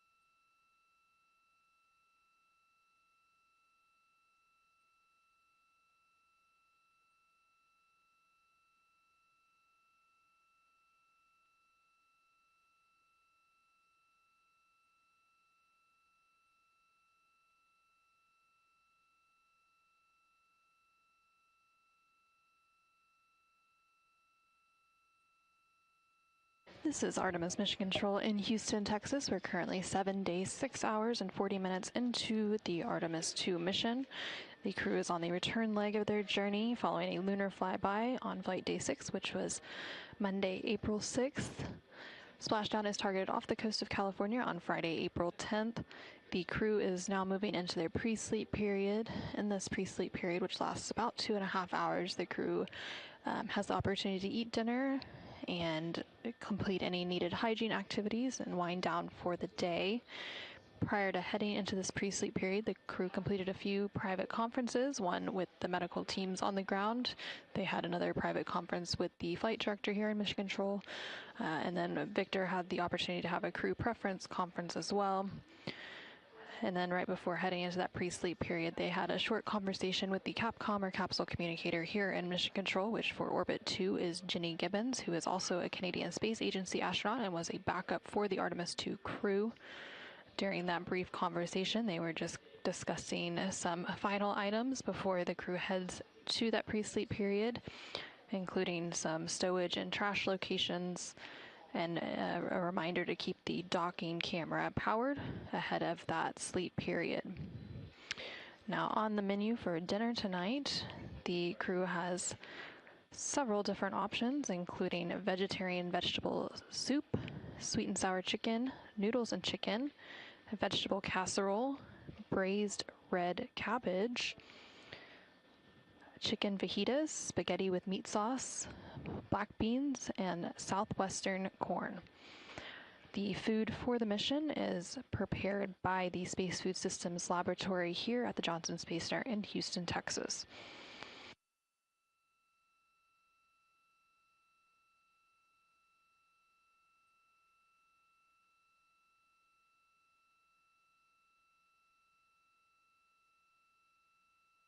Houston integrity dock camera should be installed and powered.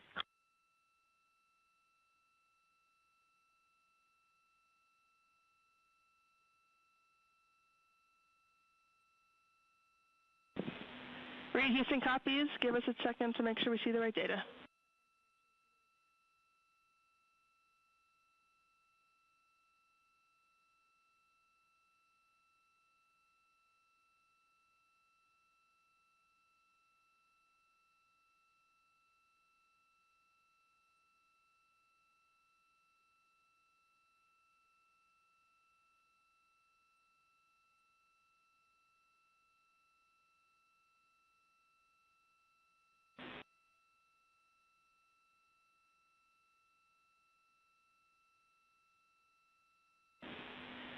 Integrity Houston, sorry for the delay. We have what we need on the ground. Thank you for setting up the power.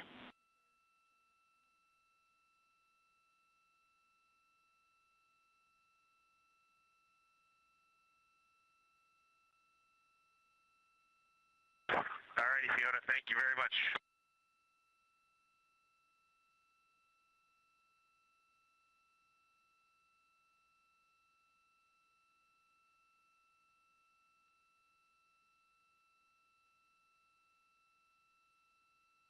This is Artemis Mission Control. You just heard confirmation called down from the crew on board the Orion spacecraft that docking camera was set up ahead of their pre-sleep period.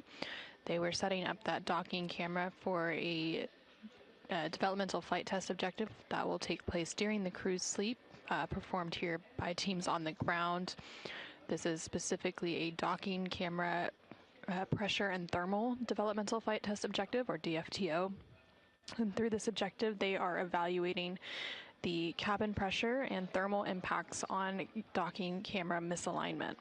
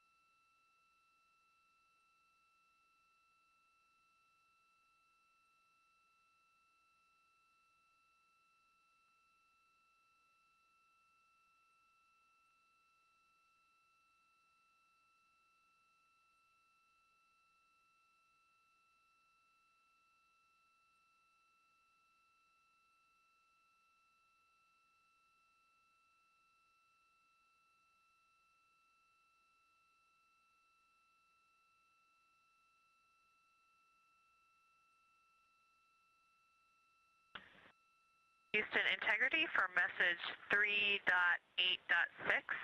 That is complete. And I'm sorry for what I did to RTC2. We copy and we forgive you. Good night, 3.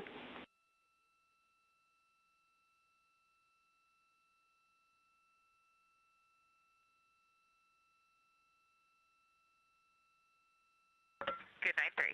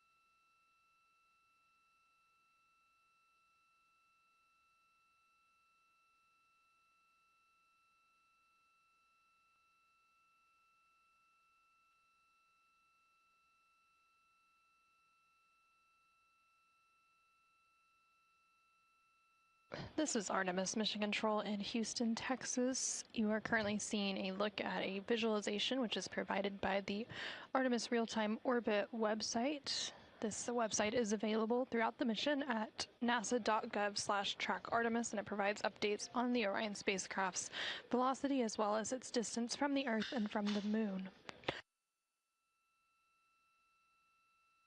The crew on board the Orion spacecraft is currently in their pre-sleep period. During this portion of time, they have the opportunity to eat dinner and complete any hygiene activities ahead of sleep, and they will be heading to sleep in about an hour from now. Throughout the day, the crew completed several activities. For the first portion of their day, they focused on a orthostatic intolerance garment developmental flight test objective, or DFTO. During this objective, all 4 crew members took turns testing and evaluating the orthostatic intolerance garment, which is worn under the Orion Cruise Survival System suit, which is those orange suits that are worn during dynamic phases of the mission, such as launch and re-entry. These orthostatic intolerance garments help astronauts maintain blood pressure and circulation during their transition back to Earth's gravity.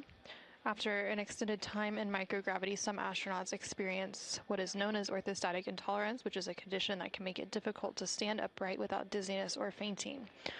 By using this garment, it applies lower body compression to counteract this effect and support a safe return.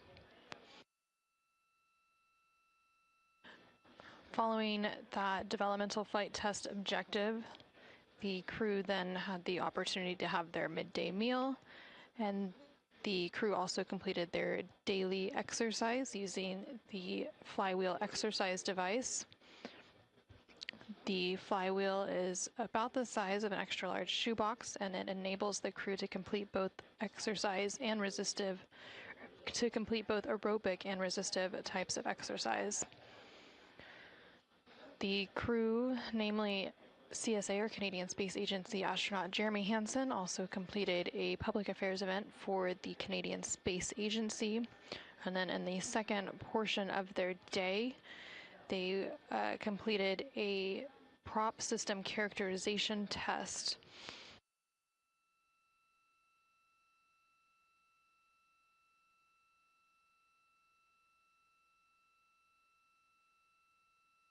During this prop characterization test, which was mostly performed by teams on the ground, they just wanted the crew to be awake during the test, should any commanding be needed.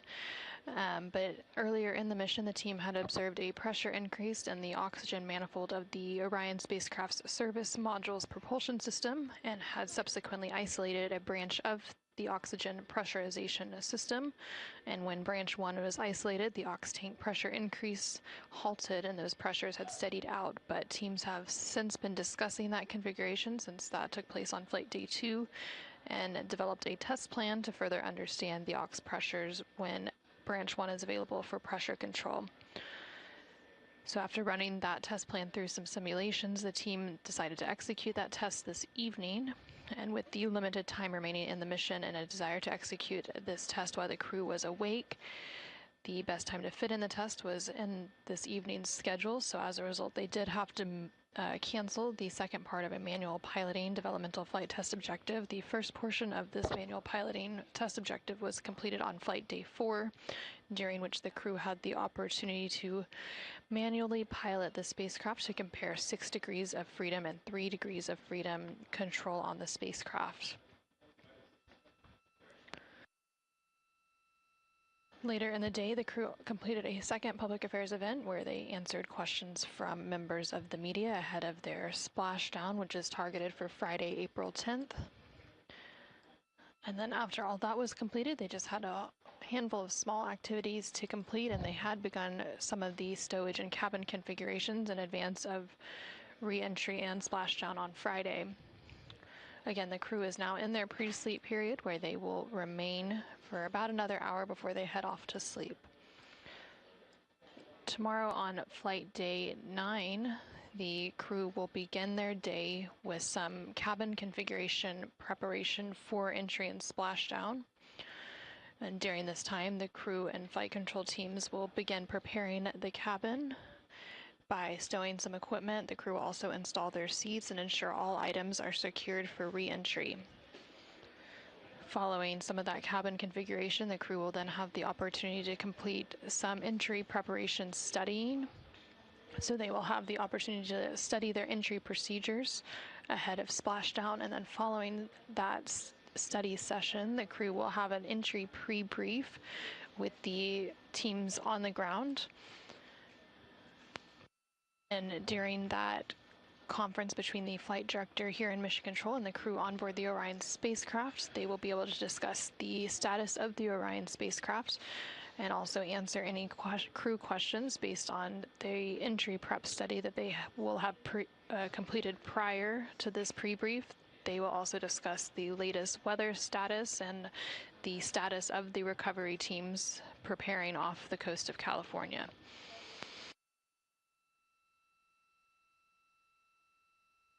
Also on the timeline for tomorrow on flight day 9, there is a second return trajectory correction burn, or RTC2 burn. This is a small burn to further fine-tune the trajectory of the Orion spacecraft. The first of these return trajectory correction burns was completed yesterday on flight day 7. And there are 3 total planned return trajectory correction burns. So the one taking place tomorrow on flight day 9 is the second of those 3, and then the final in that trio of burns is scheduled to take place about 5 hours prior to entry face on Friday, April 10th.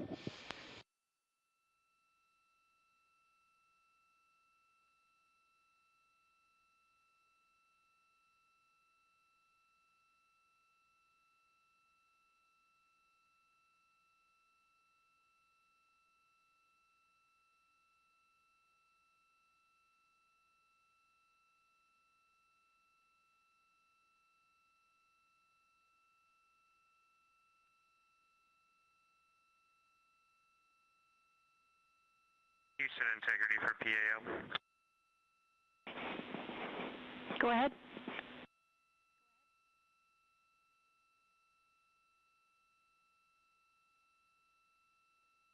The PAO images for today are on PCD2, and then there's a separate folder, special or specific one for CSA and Belanger. Copy. We'll make sure they end up in the right spot. Thanks, Jeremy.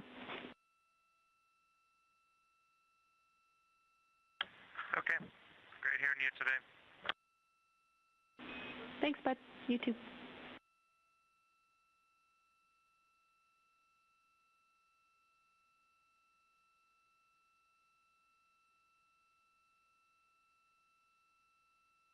This is Artemis Mission Control. You just heard some communication there between CSA, or Canadian Space Agency astronaut Jeremy Hansen, currently on board the Orion spacecraft.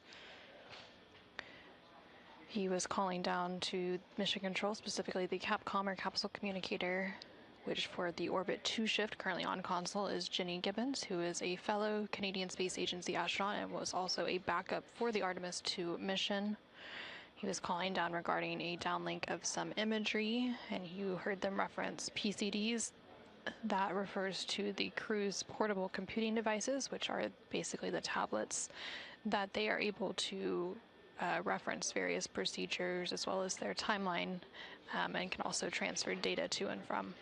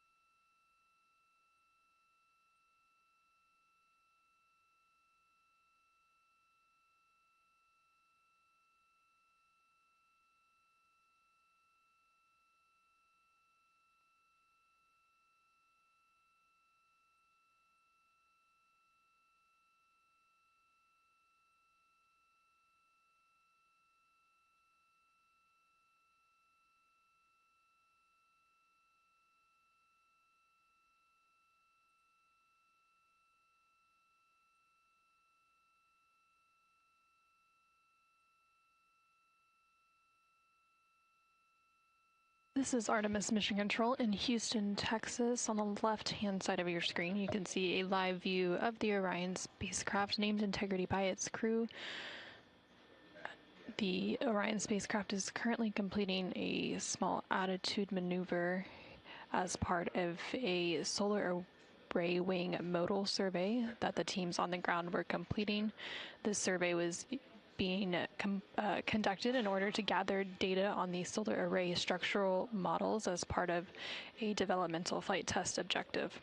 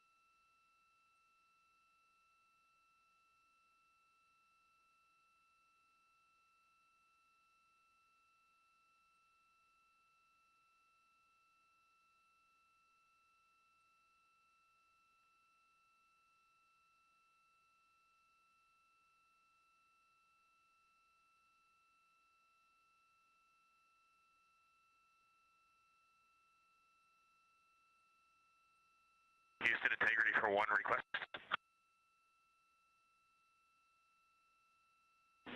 We're here for your request.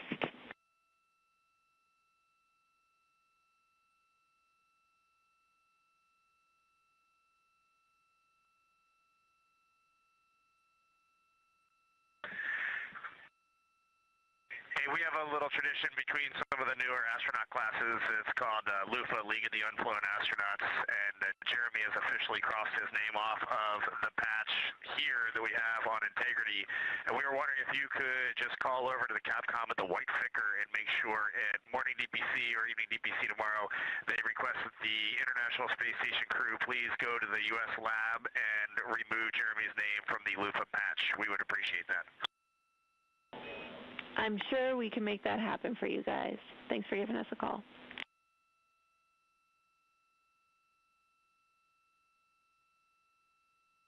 All right, thank you very much. Good night. Good night. 3, 4, maybe 5.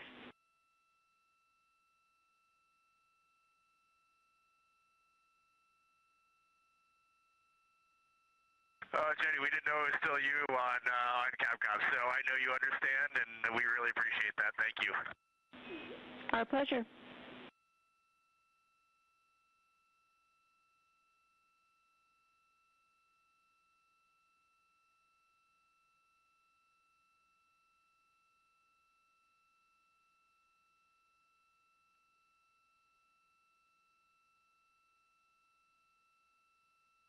This is Artemis Mission Control in Houston, Texas.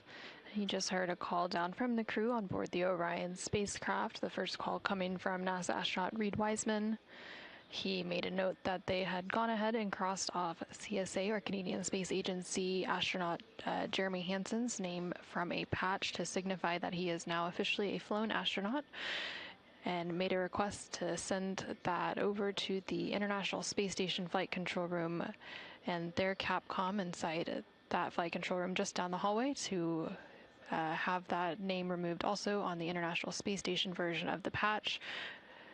And Jeremy Hansen was the only first-time flyer as a part of the Artemis 2 mission. The 3 other crew members, which are NASA astronaut Reed Wiseman, Victor Glover, and Christina Cook, have all previously flown on missions to the International Space Station, so they're veteran flyers. But this was the first mission for Canadian Space Agency astronaut Jeremy Hansen, and that request to just signify that he is now officially a flown astronaut, having flown on this Artemis 2 mission.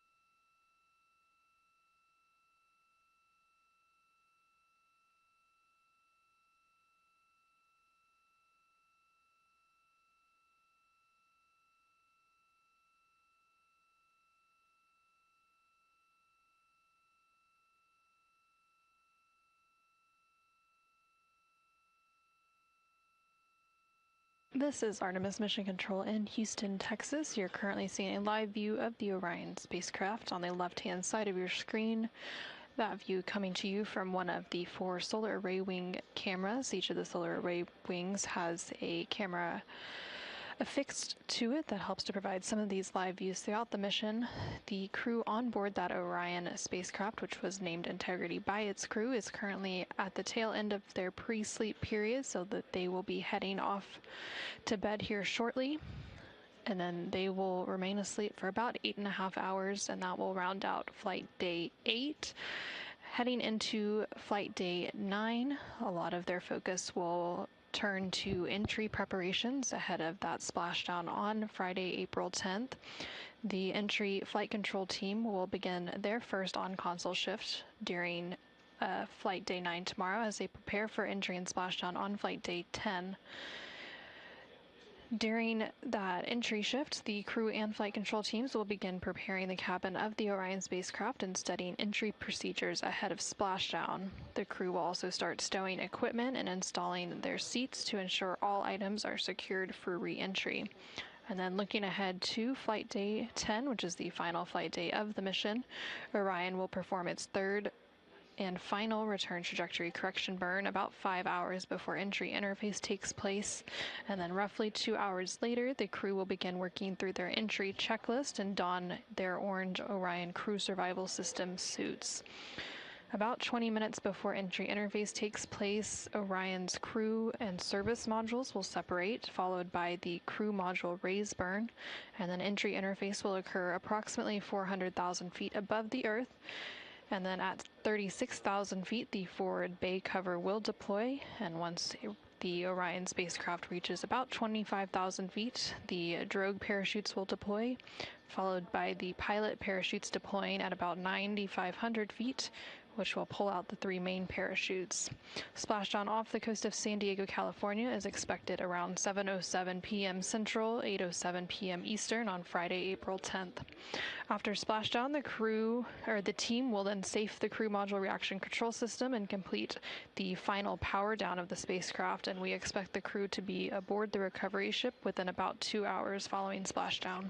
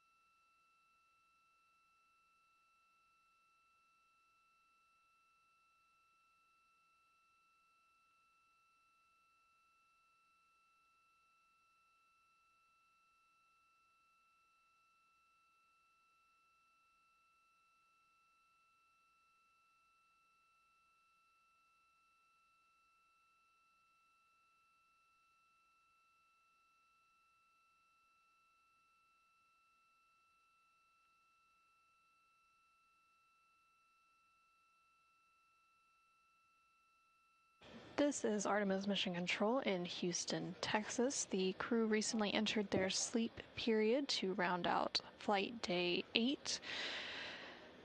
Throughout the day, the crew spent the first portion of their day focused on some orthostatic intolerance garment testing, during which they took turns testing and evaluating that garment, which is worn under the Orion Crew Survival System suits to help maintain blood pressure and circulation during the transition back to Earth's gravity. They also took the time to complete their daily exercise using the flywheel exercise device, which is a cable-based system about the size of an extra-large shoebox that supports both aerobic workouts such as rowing, as well as resistive exercises such as squats and deadlifts. During the second half of their day, after their midday meal, Canadian Space Agency astronaut Jeremy Hansen completed a public affairs event for the Canadian Space Agency, and then they completed a propulsion system test. This was following a pressure increase that was observed earlier in the mission in the oxygen manifold of the service module's propulsion system. The test was done while the crew was awake so that they can back up any commands from mission control. So they ended up doing that test in the second half of the crew's day, and they took off a few of the activities that were originally planned for the day, including the second part of a manual piloting developmental flight test objective, the first part of which was completed during flight day 4 earlier in the mission. Also in the second half of the day, the crew completed another public affairs downlink event with members of the media ahead of their splashdown targeted for Friday, April 10th. Looking ahead to tomorrow on flight day 9, the crew will mostly be focused on entry preparation. They will begin stowing items on the spacecraft. They will also be studying their entry procedures ahead of splashdown, and will have a entry pre-brief conference with the flight director and mission control. The entry flight control team will come on shift during the Orbit 1 shift tomorrow, and that team is going to be led by NASA Flight Director Rick Henfling, who is the lead entry flight director for the Artemis 2 mission.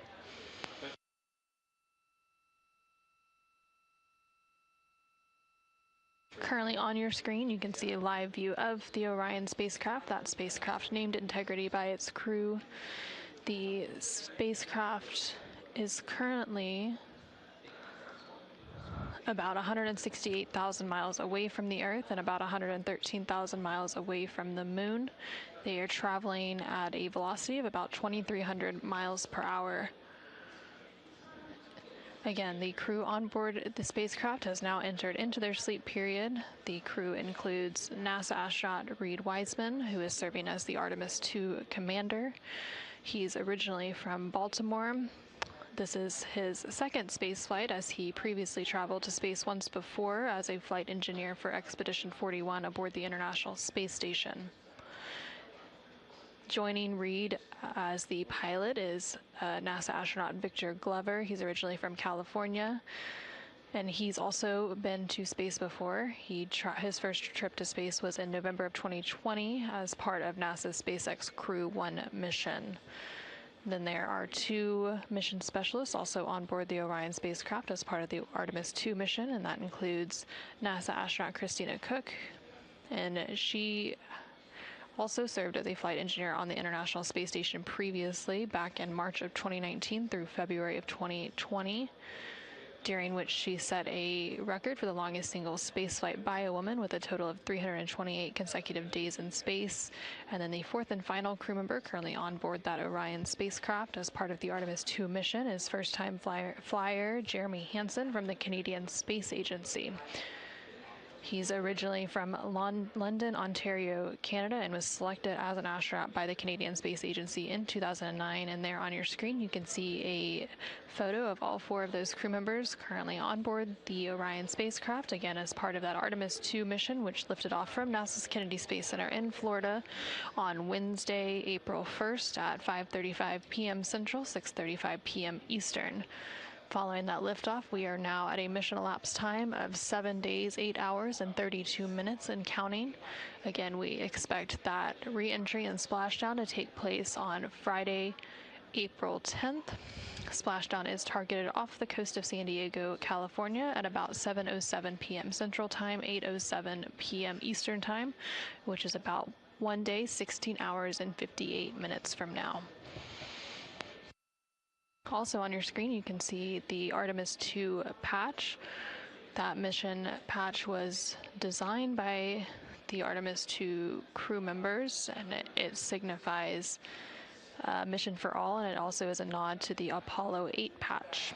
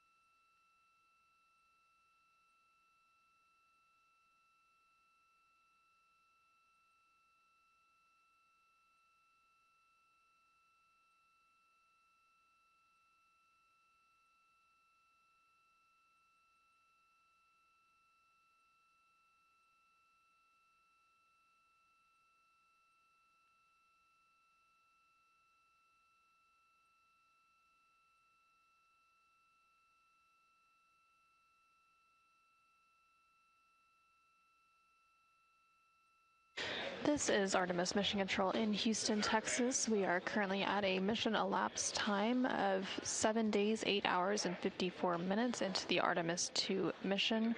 Currently on your screen, you can see a visualization from the Artemis Real-Time Orbit website, or ARO, which is available at nasa.gov/trackartemis. This provides an update on the Orion spacecraft's velocity as well as its distance from the Earth and the Moon during its journey around the Moon and back. We are currently on the return leg of the journey with a splashdown expected on Friday, April 10th around 7:07 p.m. Central Time, 8:07 p.m. Eastern. Currently on board the Orion spacecraft, the crew, which is comprised of NASA astronauts Reed Wiseman, Victor Glover, and Christina Cook, alongside Canadian Space Agency astronaut Jeremy Hansen, are currently in their sleep period, where they will remain for the next about 7 hours before they will begin flight day 9. Currently here in Mission Control Houston, the Orbit 2 team of flight controllers is wrapping up their shift, and the Orbit 3 team of flight controllers is currently coming on console to complete a handover period.